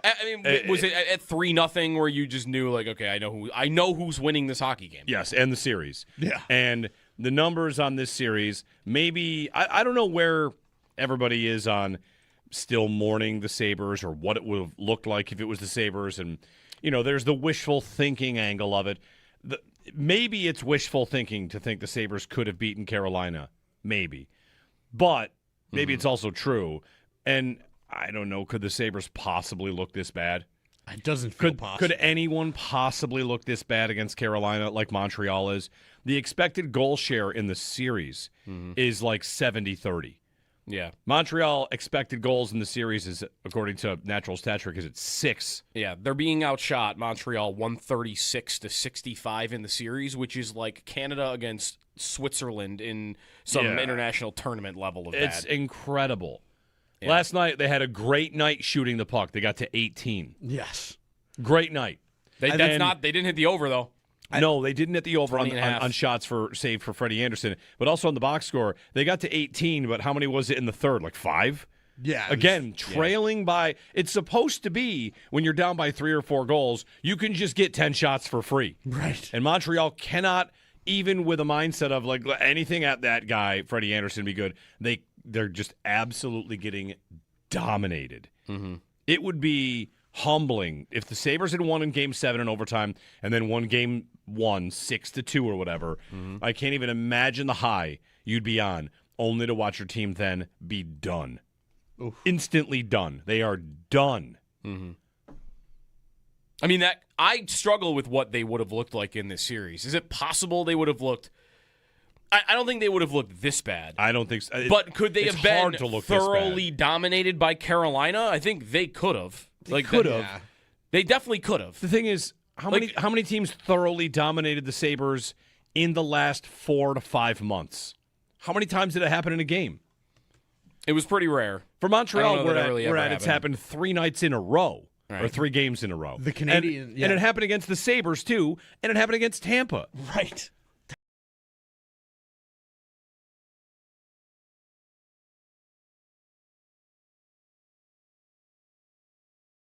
Bills get a 4th Okay. for Coleman and a 2028 6th. That's the deal you want. What team is that? Atlanta. They're giving me a 4th in 27. I'm giving them a 6th back in 2028. Yeah. Yeah, fine. I'll do that. There's your deal. I'd rather have the 4th. There's your deal. So that's the highest of the offers. All right. And Elena Getzenberg at ESPN wrote basically the summation on this about why the verdict of these 4 deals, like no offer gets the job done.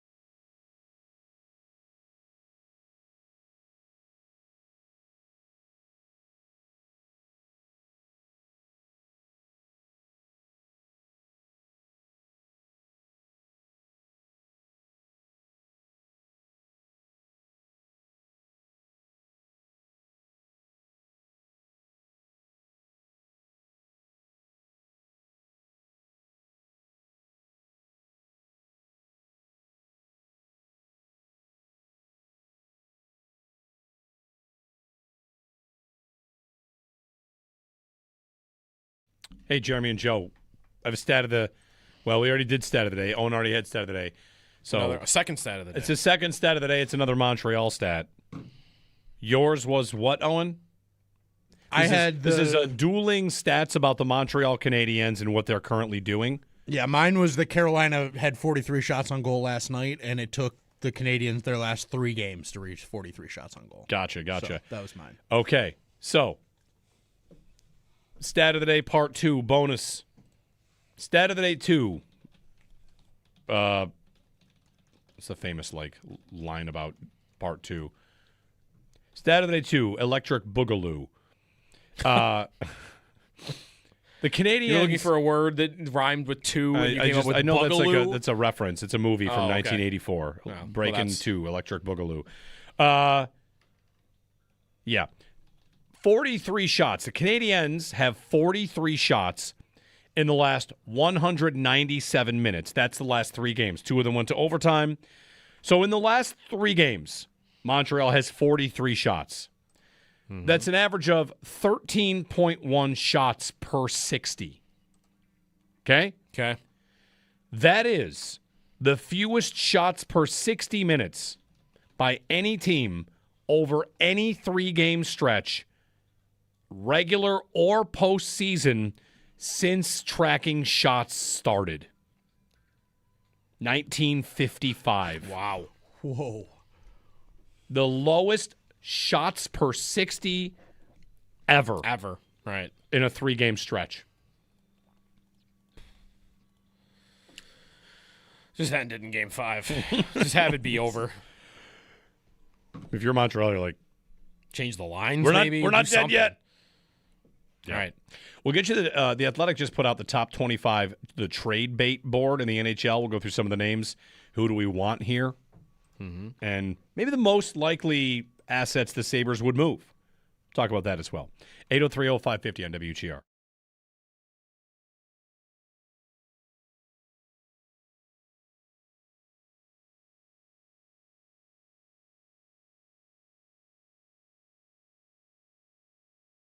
Our conversation yesterday with Luke Korak, who covers the Blues, kind of, for me, put a damper on the idea that they would move Robert Thomas, who seems to be the most popular name to mention right now.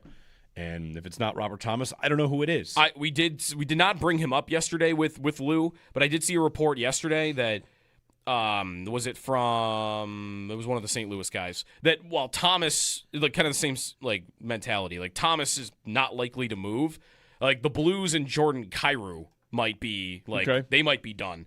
And he is not a center, but also the Sabres don't really need center. Like, he scored 36 goals 2 years ago and had 3 consecutive 30-goal seasons. So there is the Blues are good for this. Like, they have a lot of players that are worthy of talking about. If Thomas doesn't get traded, they have a winger that is almost as good that would maybe get traded. Okay. And he's 28. He could be the name that we were just talking about.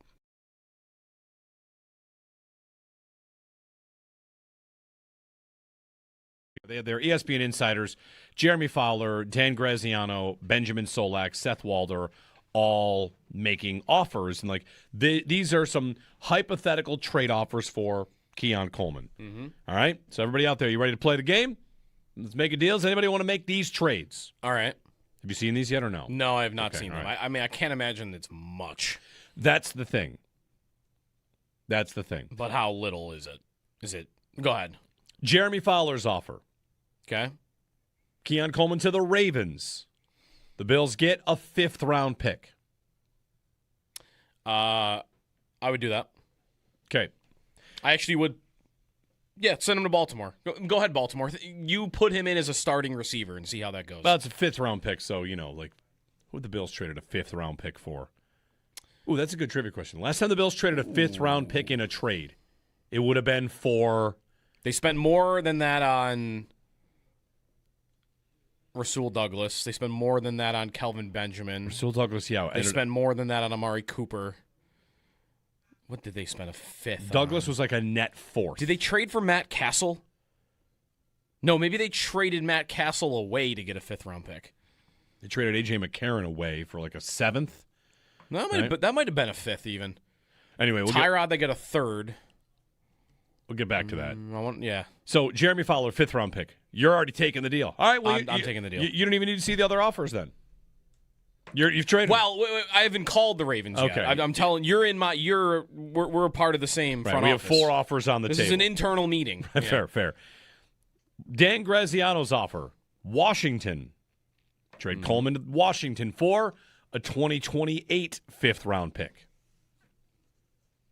Why wait a year? Why You're wait? taking your Why offer. wait 2 years? I guess the idea is because you would, you'd want to keep him out of Baltimore. Right. Yeah. Benjamin Solak's offer to make this trade. A 2028 5th-round pick. Even further really away. creative, these guys. But the Raiders get Coleman and a 7th. Yeah, no. So you're giving Coleman and a pick for a pick in 2 years. Yeah, no thanks. No thanks. Okay. Seth Walder's offer. The Bills get a 4th. Okay. For Coleman and a 2028 6th. That's the deal you want. What team is that? Atlanta. They're giving me a 4th in 27. I'm giving them a 6th back in 2028. Yeah. Yeah, fine. I'll do that. There's your deal. I'd rather have the 4th. There's your deal. So that's the highest of the offers. All right. And Elena Getzenberg at ESPN wrote basically the summation on this about why the verdict of these 4 deals, like no offer gets the job done.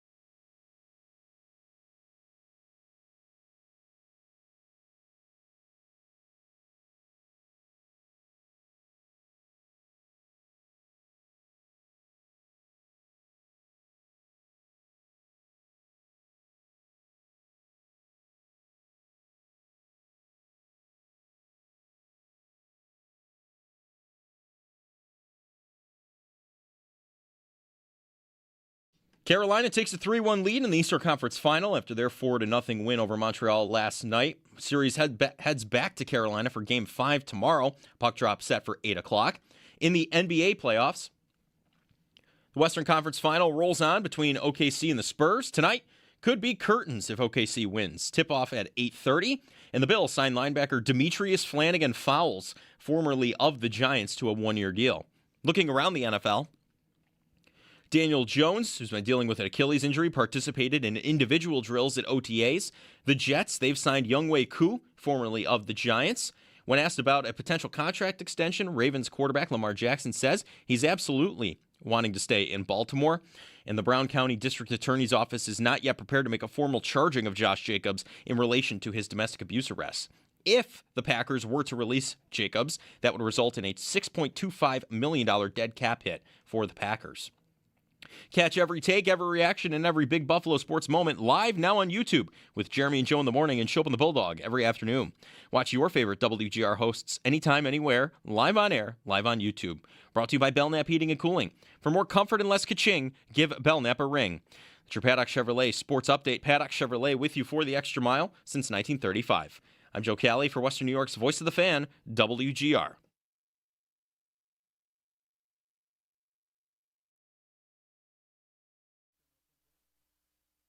For Holloway, 30 left. Here's Fowler, right in front. They score! Cairo, unbelievable!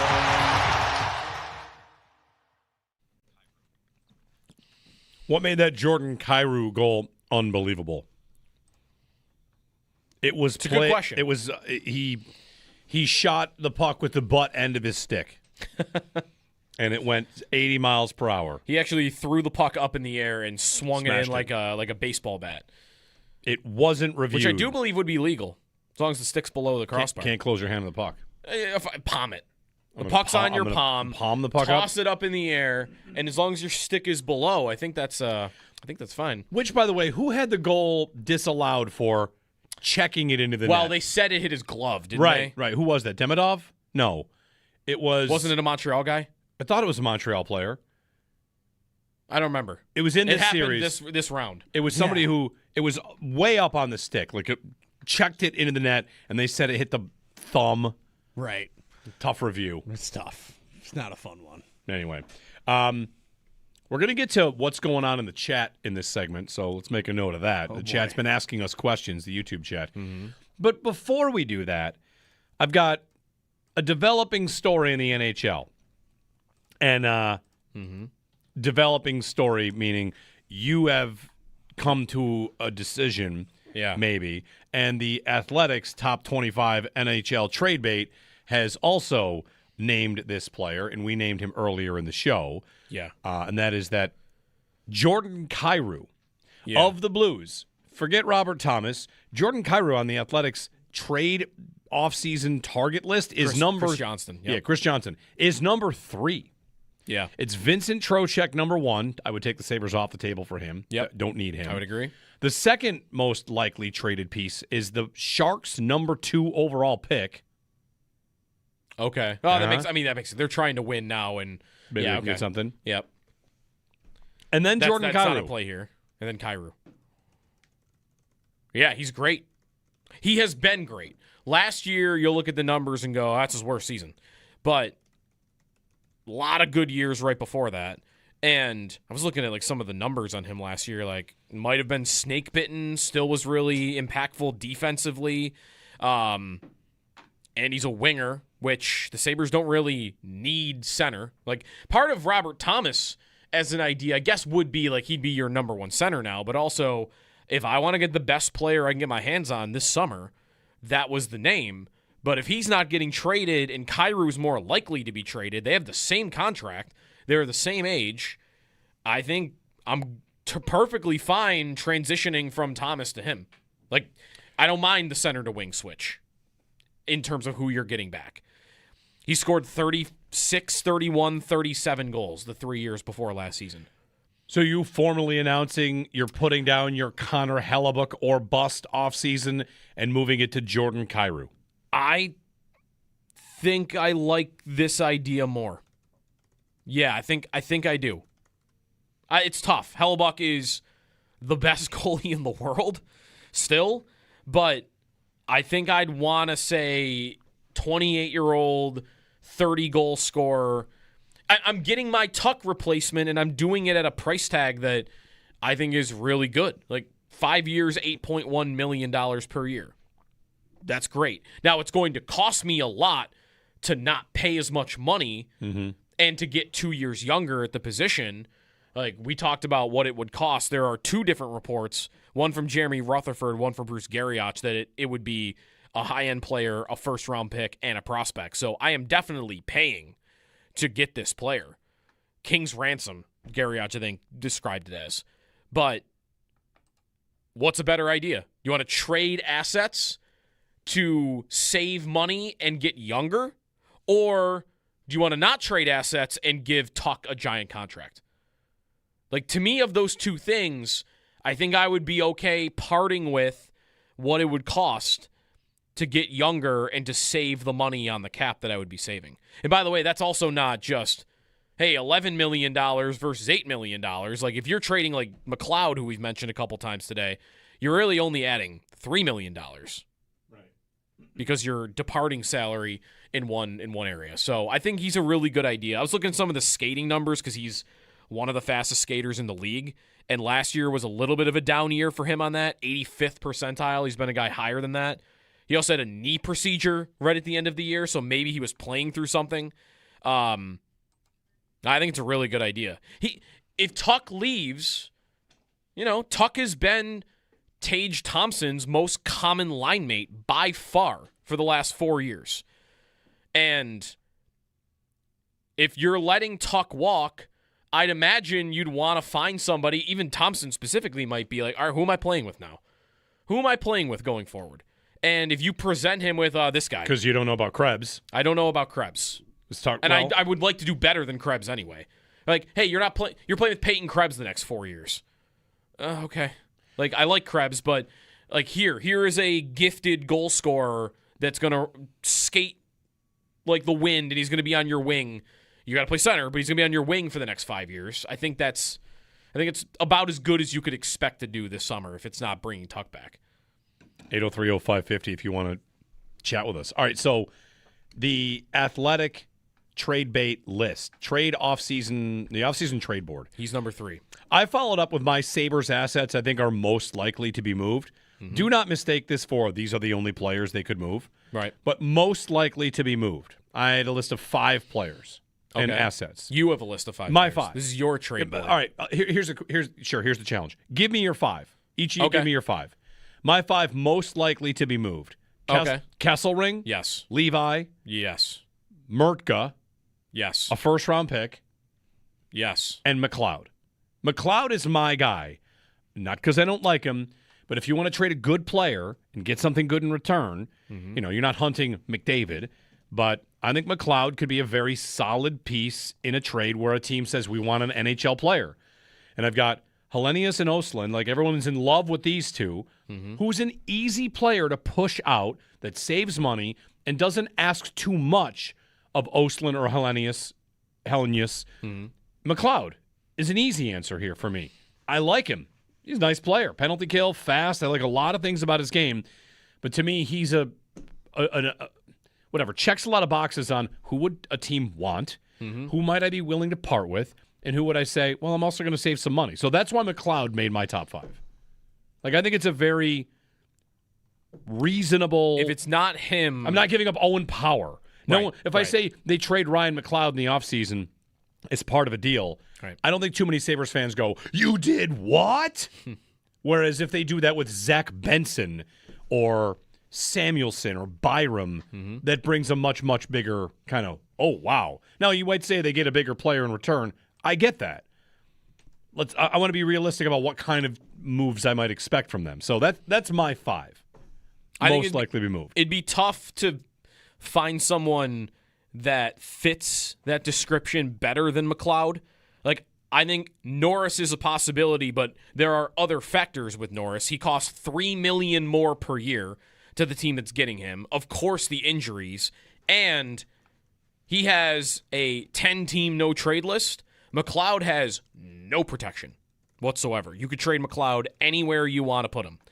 So that helps. And honestly, I think Jack Quinn played him out of this list.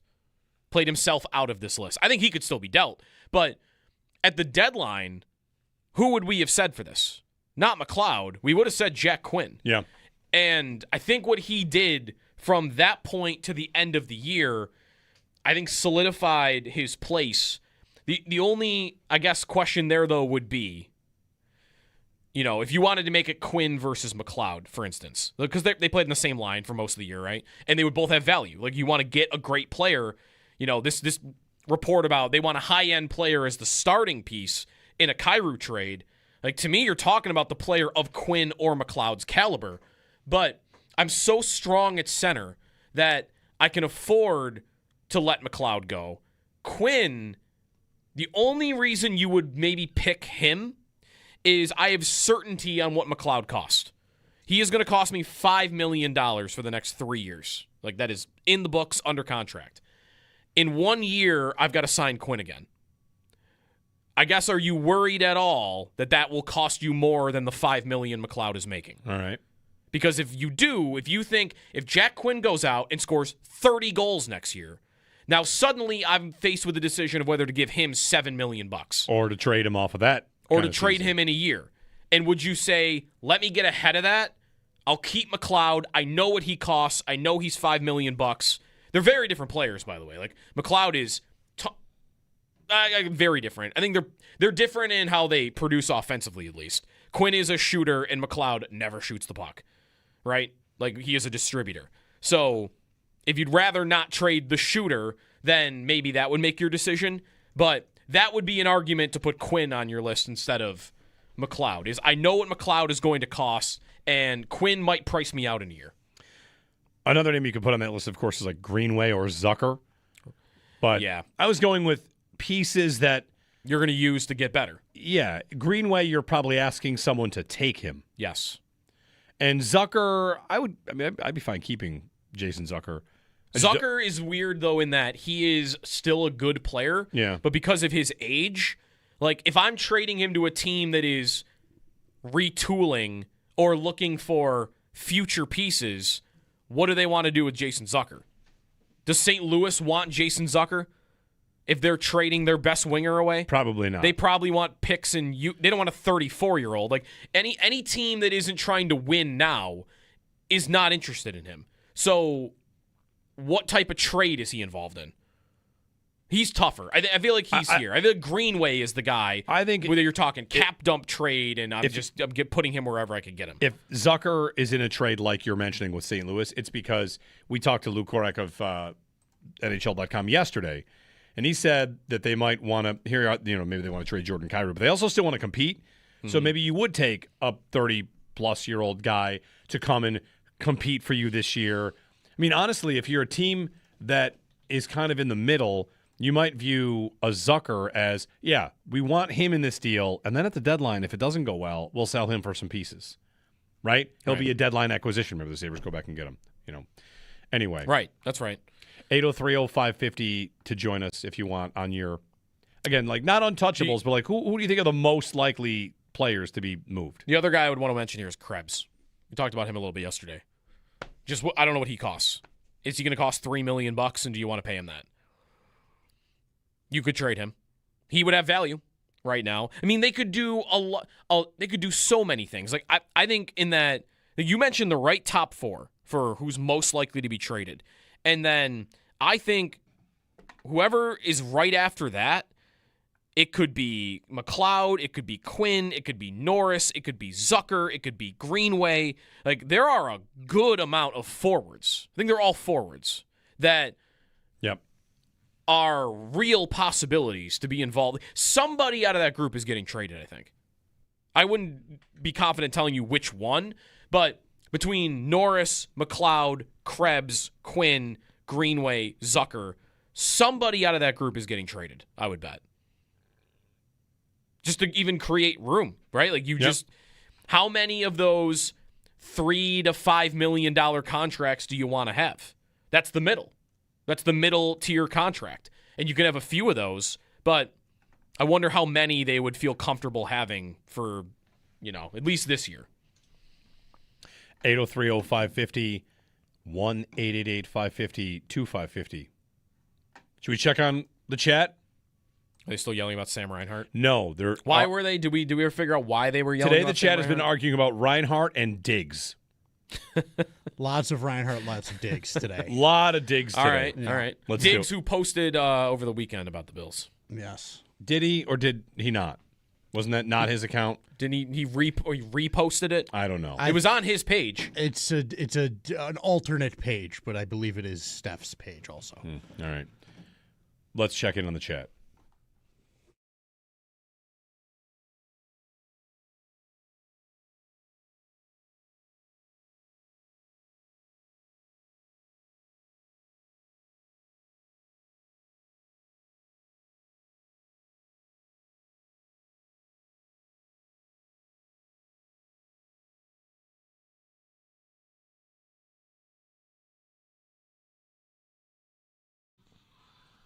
Okay.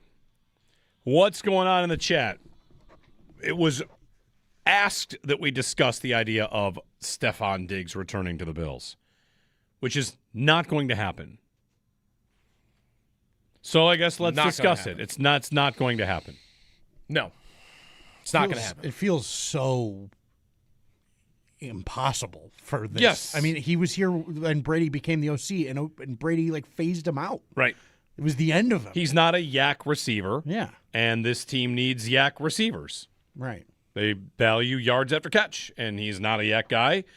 And what should we talk about regarding it? Like what? Instead, they're discussing whether or not it's like Diggs or Keon. Who would you rather have? And they just have I don't know, different skill sets, different jobs. Mm-hmm. I think do Diggs, not see it. There's overlap in terms of where he would play, right? Like, I don't know. He is still, I think, a good player. He was productive for the Patriots last year. I heard the afternoon guys mention this yesterday, that he really is one injury away from being on the same streak Mike Evans was on. 1,000-yard seasons. Yeah. Right. He would be on, and he had 500 yards in 8 games for Houston. Like, if he had continued that pace, we would be talking about him, Diggs, right now being on an 8-season 1,000-yard streak. And that includes last year. So I think he's still a good player, but how would you be using him in this offense? He's playing out of the slot, so I'm taking Shakir off the field. He's going to play on the perimeter where he's not as good as he once was, and probably isn't as good. I think this is, you could say this, right? He's not as good on the perimeter right now as DJ Moore is. No, I think that's probably right. Pretty comfortable. Okay. So I think he would be effective somewhere. I just feel like here is a strange fit. Right. Like, was he taking schematically? If I don't even talk about anything beyond on the field, right? Is he going to lift some slot reps off of Shakir? Like, that doesn't seem like something Brady would be interested in doing at all. And right, you just hit it. Like, is he going to be better than Moore on the outside out there? I don't know. It just doesn't seem like it would logically make any sense, schematically make any sense, and definitely not emotionally make that much sense. Yeah. Had a little conversation on Shakir today online because the Twitter account Stick to the Model posted something that's a draft page, and there was a chart about underrated separators, guys who separate and maybe aren't getting enough love for being the least utilized separators in the NFL. And the list is, from Stick to the Model, Rashee Rice, Tyreek Hill, Garrett Wilson, Deebo Samuel, Khalil Shakir, and Travis Hunter. These are the least utilized separators in the NFL. And I asked a follow-up question but don't have the answer to that yet because I don't know how good of a separator Shakir is because he's so frequently separate from the player covering him and he stands behind the line of scrimmage and catches a pass. And like when you're charting Khalil Shakir's separation numbers, you should never count a pass that's behind the line of scrimmage. Like that's not earned separation for anybody on a screen pass. If he does get out into the formation or out in the whatever, into passing, it runs a real route tree, maybe we'll see that he's a great separator or can do it from the slot. Again, like look at the list, though. The list is Rice, Tyreek Hill, Garrett Wilson, Deebo Samuel, Shakir, and Travis Hunter. Like, Deebo is a lot of slot. Lot of slot. Especially at this point in his career. He's Rashee like Rice is slot. big slot. Yeah. Quite a bit. Shakir is exclusively slot. So, like, separation, it's not all earned equally. If you're separating from the slot, it's not the same as separating on the outside. Right. Like, we've had a lot of conversations about separation over the last couple of years. I think Shakir is a really good player. Of course, they love to get the ball in his hands because he's so good after the catch and contact balance and all that stuff. I don't know how good of a separator he is down the field against man coverage. Probably good to okay. Let me pull up his latest reception perception profile. I mean, there were 2 receivers in the league that really played at all that had a lower average depth of target than he did. Yeah. Out of hundreds of receivers. Isaiah Williams with the Jets and Greg Dortch with the Cardinals. Yeah. That's it. Like, 3.7 yards was his average depth of target. Like, it. Although, to be fair, actually, you mentioned the name already. The one guy that is near him that I would say is like a regular contributor on an offense is Rashee Rice. Right. He's at 4.3. He runs the slant. He runs the slant every route. Right. Every route. But everybody else is like a gadget guy in that area. Yeah. For Shakir, Matt Harmon's latest profile, he didn't do one in 2025 yet. I'm sure he will this year. His chart for 2024, Shakir's man coverage, he was in the 30th percentile beating man coverage. 30th. And beating press 37th. Like, not terrible, but not necessarily really good. Right. And his success by route tree, he's great at screens, flats, slants, digs, pretty good on curls. But anything that's going to go vertical, like it's not there. There's nothing really happening. So, is he a underutilized separator? I'm not sure. He certainly is given the ball a lot. Maybe he's not given the routes to do that, or the system itself, like the design of the offense doesn't do much. But anyway, good player. How different is it than, hey, he could play on the outside? It's like at some point in his career, if you think he's good at these things, why is he not doing it? Or why are you not trying to do it more often? That'd be my question with him. Like, I feel like if he was a good separator, they've needed guys like that. Right. Like, if he was a good separator, the idea that they would be actively choosing to not have him do it feels like malpractice. So I think I want to believe more that, and he doesn't have to be a terrible separator, just that he's so much better yak that there's not another level of separator there. And if there was, they would be having him run routes down the field, intermediate routes, and that he wouldn't be coming in with 3 yards ADOT and all the screens that you get being such a high percentage of his looks. Like, I would just be very skeptical that he is. Who's the slot guy you're thinking of? Doesn't have to be like elite. Doesn't have to be JSN, who does more than that. It doesn't have to be St. Brown. Like, who's the guy that plays a lot in the slot that is a great separator? Like CeeDee Lamb. CeeDee Lamb. Like that, and I don't think Shakir is even a version of that. I just don't think he's a guy you would ask to do those sorts of things. Is he Chris Godwin? Like, No. that's under the surface, and they're just choosing not to use it. Like, it's just tough for me to get there with him on that front. 803-0550. What else, Owen? Anything else going on? You've been moderating today? That's the gist of it. Yeah, there was some Reinhardt talk, which you touched on earlier, about paying guys and when to pay guys, because I think it was sparked by the Benson contract conversation. Because we, at least I, and maybe I think Joe, you're with me, like, pay him now, as much as you can, like as long as you can, because it's not going to get cheaper. And there's a school of thought out there that right now that is like, why? He scored he's got 30 goals in his career. What are you going to give him a long-term deal for? And the people were going back to like, well, Reinhardt, you didn't pay Reinhardt, and so, for some reason the argument was you shouldn't pay Benson because you didn't pay Reinhardt. But like, did you not learn anything out of Reinhardt here? Like, he went and scored 50 goals for Florida after you bridged him and let him go because you wouldn't give him a long-term deal.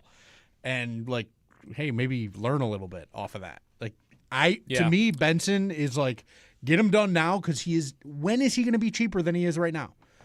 Is anyone expecting him to come in next year and have 30 points and stink? Like, there's not a single iota of me that thinks that's there. So for him. if you include the playoff games, he played 78 games this year and he had 52 points. Yeah.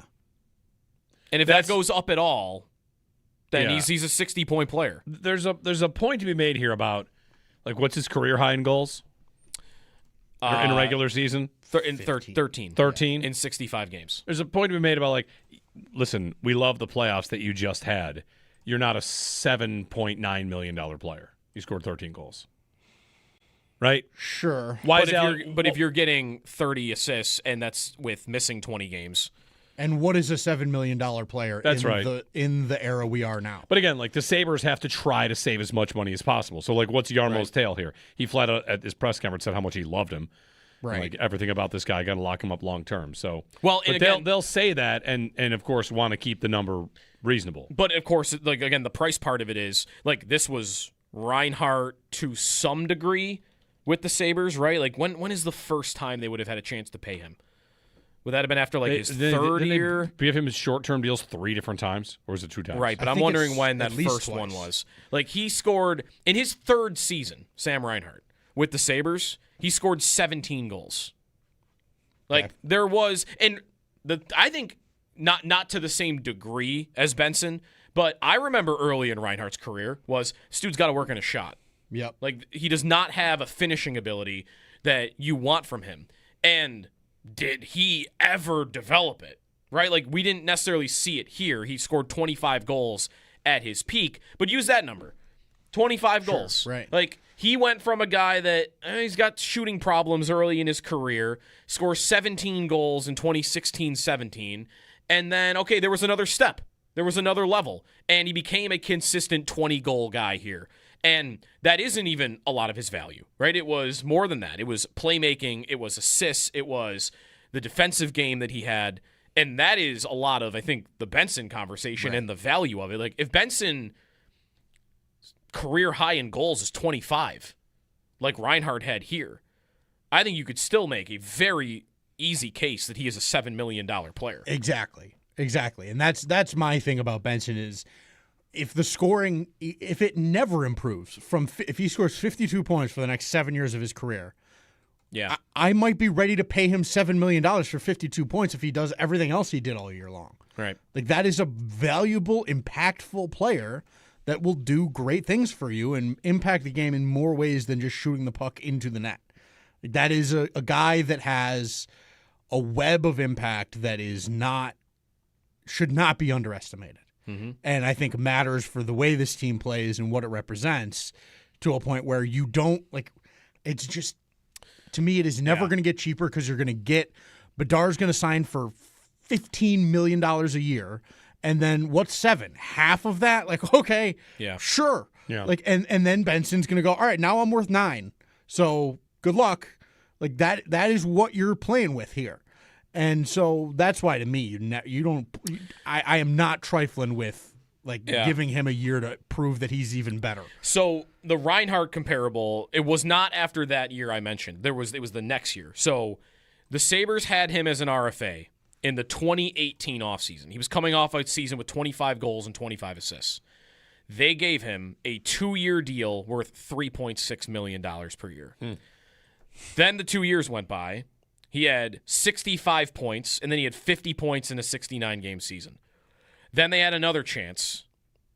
Although, did they? Was this the... No, they signed him...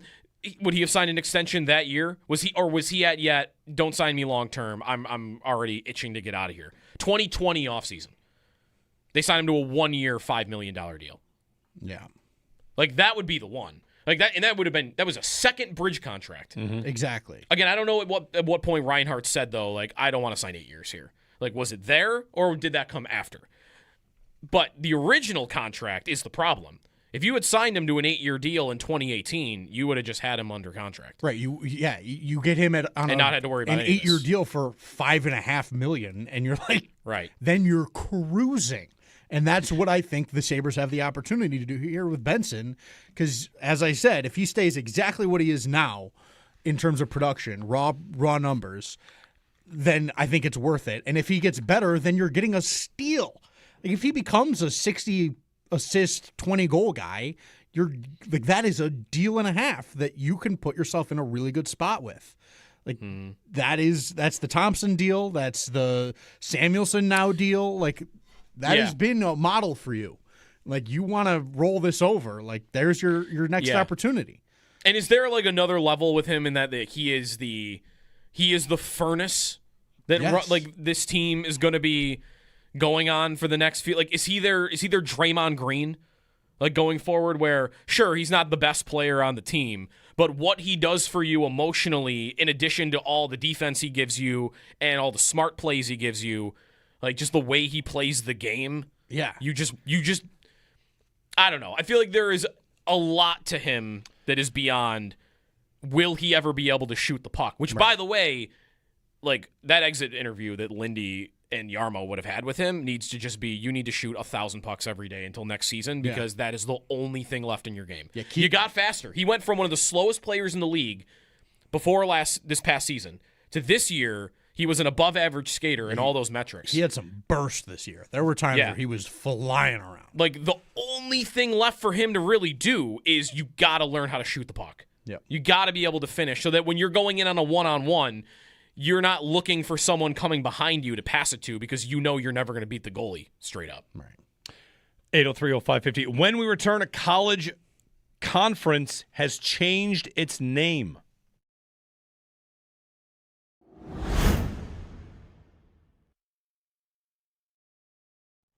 Who watched that game last night? I couldn't stick with the whole thing. No, I couldn't either. I got through like 2 periods. It was like, I mean, can't do this. Jeremy White here Carolina, for Wayland Brewing was Company. it at 3-0 where you just knew, like, okay, I know who's winning this hockey game. Yes, and the series. Yeah. And the numbers on this series, maybe, I don't know where everybody is on still mourning the Sabres or what it would have looked like if it was the Sabres. And, there's the wishful thinking angle of it. Maybe it's wishful thinking to think the Sabres could have beaten Carolina. Maybe. But maybe it's also true.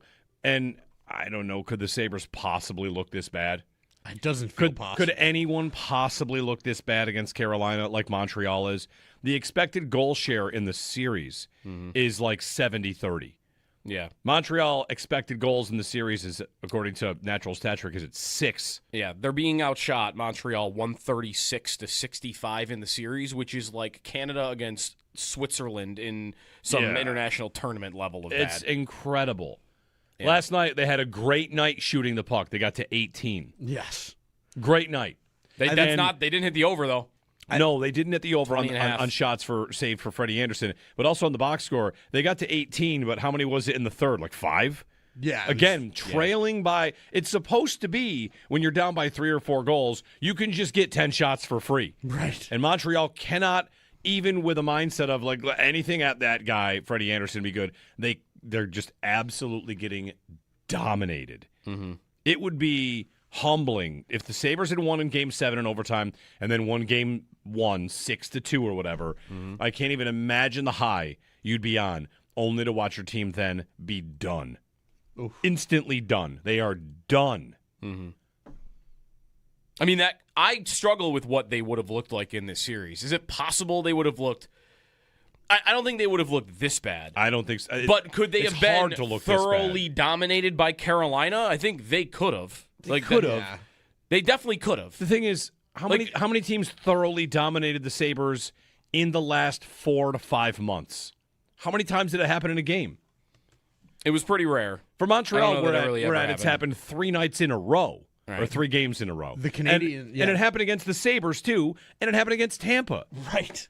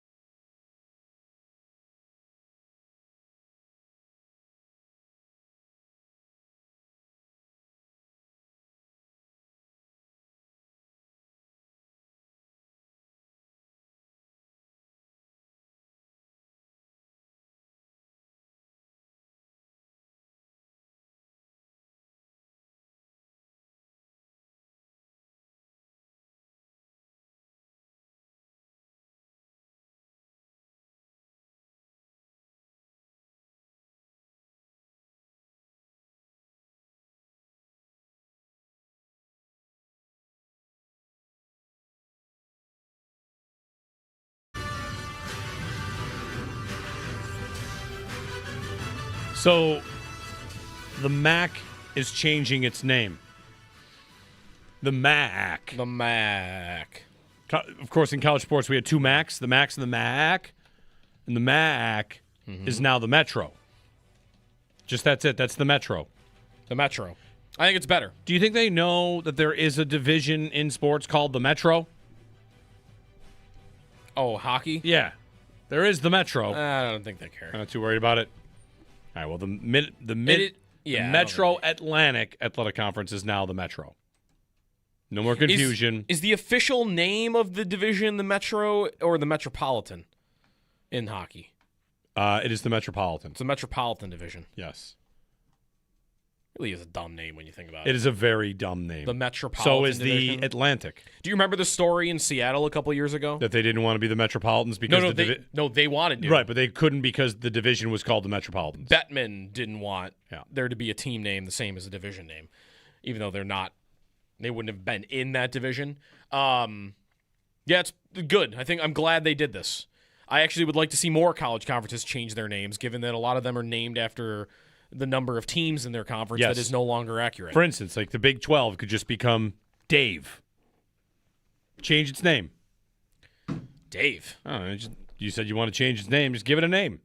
What are you going to call it instead? I mean, you could not have picked a lamer name, I think. Every single is just like expansions. Dave. And they named the Big 10 did Legends and what? Legends and or the two they switched, they put the two divisions into Legends and the Big 10 did this? Yes. Let me look.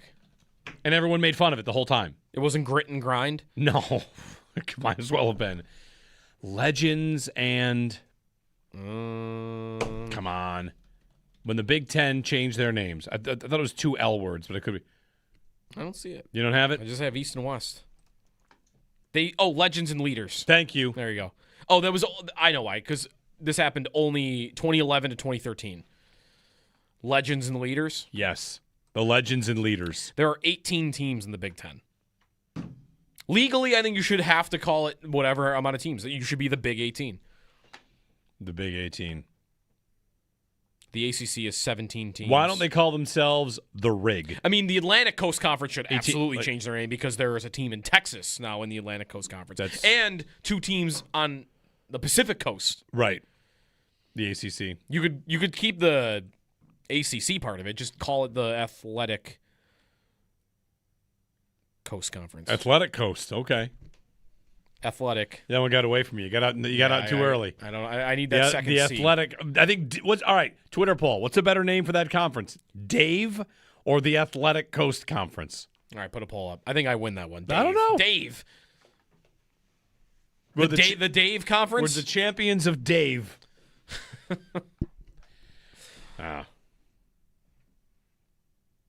The Sun Belt can stay the same. That's a good one. That's a good conference name. How many good conference names are there? The Big East used to be a good name. Yeah, but they don't exist anymore. Not really. Well, football, I mean basketball, right? Right. Conference USA. The Mountain West. Mountain West. It's a good name. The WAC, the PAC. I guess the SEC is fine. Right, because they haven't really expanded beyond that. Missouri Valley. Geographically. Anyway, the Metro. Congratulations to the Metro. The Metro. Mm-hmm. All right. Anyone have any follow-up coverage of the Fireball meteor? Do we have a place where it hit? No, I don't believe it survived the ground. The only thing I saw incomplete. Incomplete. Well, they're calling it the Brandon Cooks meteor. It did not survive the ground. Actually, it's a meteor. If it hits the ground, it becomes a meteorite. Okay. Or meteoroid. Meteorite, I think. Meteorite. The only thing I saw was that it was the size of a basketball. Oh, that's it. Yeah. And as we looked up yesterday, it has to be 16 feet to survive the atmosphere, and I don't believe you're going to find a basketball that is 16 feet. So, I don't think it came all that close. Was it basketball sized like near us or basketball sized when it entered the atmosphere? That's a good question. I don't know when that's a good question. I can't tell you when they measure it. For comparison, the asteroid that wiped out the dinosaurs, the GOAT asteroid, the size of Manhattan. It was 6 to 9 miles in diameter. Yeah. About the size of Mount Everest. That's big. Big rock. That's the goat. Big space rock. The goat. It's the goat. It's the goat. That's unparalleled. Yeah. Yep. There's no goat debate about that. Traveling at 27,000 miles per hour. Yeah, that'll do it. Wait, does I'd like to hear that tested with people. Like, ask people on the street, how big was the asteroid that hit that killed the dinosaurs, and see what people say, like how big it was. When they say it was like the size of like Texas. Oh, no, I think they'd go bigger. I think they would go too big. They might go too big. They think it's like the That's size of like the United States. I might. And it was just the size of a city. I'll be honest, like knowing myself, or if I was asked that question, I would overthink it and go smaller. I would think Smaller? it was like the size of a bus, but like the velocity. You or think an something. asteroid the size of a Dude, bus killed I'm the just dinosaurs? telling you how my jacked up brain would approach that question. It's just the way it goes. My question is though, goat meteor or meteorite, whatever. Could there be a debate with the meteor that slammed into Earth to create the moon? No, that was a planet. That was the size of a planet. Yeah. Okay. It's very different. All right. That is something the chunk. the size. Thea, I believe, is the name. Collided with the Earth, and that created the moon. I'm a space guy. I'm a huge space guy too. It's been a while since I think did it's my moon research. I'm a space guy. If you're a fan of the Avengers movies, you just have to think of the second one where they flip the city on and send it down. Right. That's the size of what would, right? Yeah, I guess that's true. Yeah, I don't know how many people are making that connection that fast. The but planet good point. that collided with the Earth to create the moon was the size of Mars. Whoa. In theory. Okay. No one was there. Mars is a lot smaller than There's Earth. no video. Ask Howard. He might have been there. Was anybody there to Get him see in the here. dinosaur one too? Howard, That's how you know dinosaurs. that the dinosaurs were. Right. Right.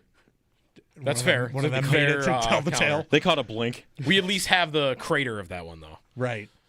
And this Right. one you don't. This one you've just got the debris. The Flash was definitely the incineration. That was it. All right. Curtains. No. There were a lot of space movies in my time off.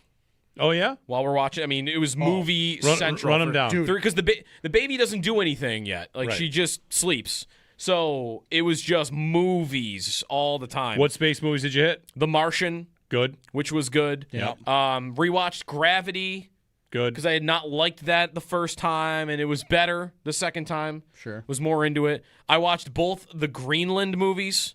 Those, I guess, are more apocalypse movies than they are space movies. There are two movies named Greenland? Yeah, the first one is all about a comet hitting the Earth. The second one is the worst movie I've ever seen in my life. Okay. Sweet. Do you know the plot of the second one? First off, I did not know there were any movies named Okay, that's good. Greenland. Good for Never you. mind the plots of two of them. Did you watch one Greenland, see there was a second, and think, like, let's see what this other Greenland movie is about? Exactly. Well, all right. And the second one is their journey to go to the crater where life is better. It's wow.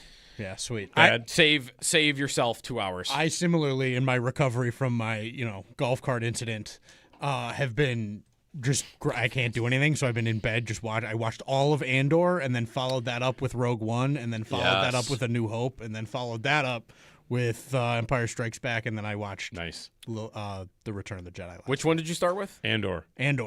That Succession is pretty good. It's actually been awesome. It's been like a week and I've just like watched all of the beginning of Star Wars. It's pretty baller. Andor is legit great. Oh, it's so good. It's legit great. So good. I also watched all the Harry Potter movies. And Was that the end of your space Godfather movies, by the way? You said all space movies. You gave us two. I also watched Passengers, which was really bad. Did Interstellar make this list? I have seen Interstellar enough times recently that it didn't feel like it was worth another rewatch. That's fair. So I did not go there. There's one more somewhere along the way here.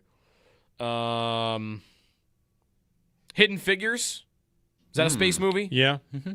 Doesn't take place in space. No, it's about a trip to space. Yeah, it's about the math of space. Yep. Right. But if you count that, then it would throw that one on the Did list. you do as well. Arrival? That's a great. Seen it. That's a great movie. Love Good one. that one. Good one. Very Alien. Is that a space? Seems It's been a long time since I've seen Alien. Seems like a risky one to do with the baby around, but But he's not watching. like kids aren't. No, they're not retaining it's just so anything right now. loud though. Like I'm thinking more about the noise. No. So okay, I don't know if you did this, but one thing that I have been doing is we absolutely are training her to sleep through any noise. Oh, that's good. So we are letting the dog bark, we are running the vacuum, windows open, like whatever. Like sleep through it. You're good. Brought her to the volleyball game yesterday that I played in, and that was, noisy enough. All good. Very good. Noise is not the enemy. We'll see if that works. You said that like you're skeptical. Well, it's just like you have a lot of hopes. Like, oh, we'll do this, and she will just do that. Like, you know, it's not We'll always how it works. I no idea. You never know what you're going to get. Yesterday when I picked up my son from school, he was really upset. Like, he was sad. He walked outside like, what's the matter, buddy? What happened was a friend of his had given him a $9 billion coin, and he lost it. So he couldn't buy the things he wants to buy. That's awesome. What? I love it. Yeah, that's right. So a $9 billion $9 coin. billion coin he had been handed in school. Wow. And he lost it. He was sad. Whose face was on the $9 billion It's a great coin? question. The girl promised him another. She's going to bring him another one today. She has two. She has two $9 billion Now, here's the problem. coins. I know what you're thinking. Like, hey, it's just pretend. Once he gets this second $9 billion coin, believes he will be able to take it to a store and get whatever he wants. I think you should so many you Hot should Wheels. bring him and give him that opportunity. Yeah, right. And then he'll just think that's how that works. Right. Anyway, I don't know how that's Money. relevant He's learning about the concept of money. Right. I don't know how that's relevant to your daughter sleeping. I just do know that there's a lot of, well, we'll just try this. Yeah. And you just never know. I mean, we've got 3 kids, and the sleeping habits of them just kind of like built into their own DNA are so different as it is. All right. 803-0550. Extendo Sports coming up, and then we pass it off.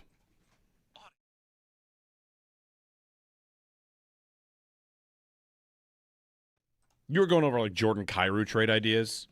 Yeah, so there was a blurb or report, rumor, whatever you want to call it, from Jeremy Rutherford, who's one of the big reporters in St. Louis, that the Blues are going to try to trade Jordan Kyrou this summer, but that they'll be looking for, and this is what you expect, they'd be looking for a king's ransom.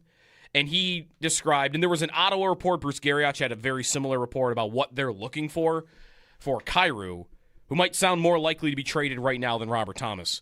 And it's a high-end player, a high-end prospect, and a first-round pick. That's the package for Kyrou, who is a 28-year-old, 30-goal-plus winger, had a down year last year. I think he had maybe 4 30-goal seasons before last season in a row. And he's like the same contract as Robert Thomas. Yeah. Like, he's basically Robert Thomas, but he's a winger, and he just scores more than he play makes. High-end player, prospect, and a pick? Yeah. Listen, every Sabres hypothetical trade package is going to include Mertka and a first because Jarmo basically already traded it, right? He agreed to. Yes. Yeah. Who else is in that trade, by the way? I think it was just Mertka and a first, wasn't it? It was not another prospect in there for Parayko? So. Okay. Not for Parayko. Right. So Mertka and a first already got traded. They're still here. So I'm going to believe Mertka and a first. Yep. And who's the high-end player? I don't know that I have a high enough end player to rate as a high-end player. But you're trading a high-end player and you want other stuff for automatically your high-end player can't be as good as Jordan Kyrou is. Right. So how about, this is the name I'm going to come back to the entire offseason, Ryan McLeod. McLeod, Mertka, and a first. McLeod's a nice player. The Sabres got him. He had good years. He's on a good contract. And he might just be moved out because they have enough centers and they want to save a little bit of money. And the way to do it is to say McLeod, Mertka, and a first for Jordan Kyrou. Mm-hmm. Who says no? I think that's do the Blues say no? Pretty fair offer. I mean, the Blues, it's not even just the Sabres' willingness to trade Mertka, for instance, or their own first-round pick. It's the Blues confirming that they are interested in those two things. Right? Like, they were willing to trade Parayko for those two things. They like Mertka, or else they wouldn't have agreed to trade for him. It was the player. So I think that's pretty good. McLeod's 26 years old still and is on a reasonable contract. He has no trade protection, so you can just do that. I feel like that kind of works.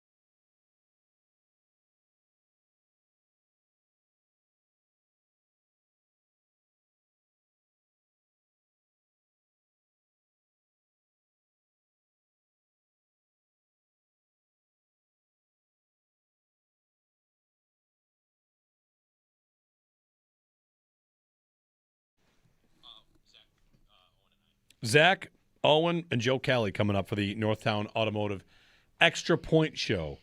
Listen to you boys yesterday. Back to it again today. Chop it up. We're back for a Friday tomorrow. Fun Friday. Spurs Thunder tonight. Yes. That's all you got. 8:30. A little bit of a spotlight on Wembanyama. People said he laid an egg in the biggest game of his career in Game 5. So After he had 4 incredible games before. Sure. But yes, sure. yes, he did. See if he's got an answer tonight. We're back tomorrow, 6 a.m. on WGR.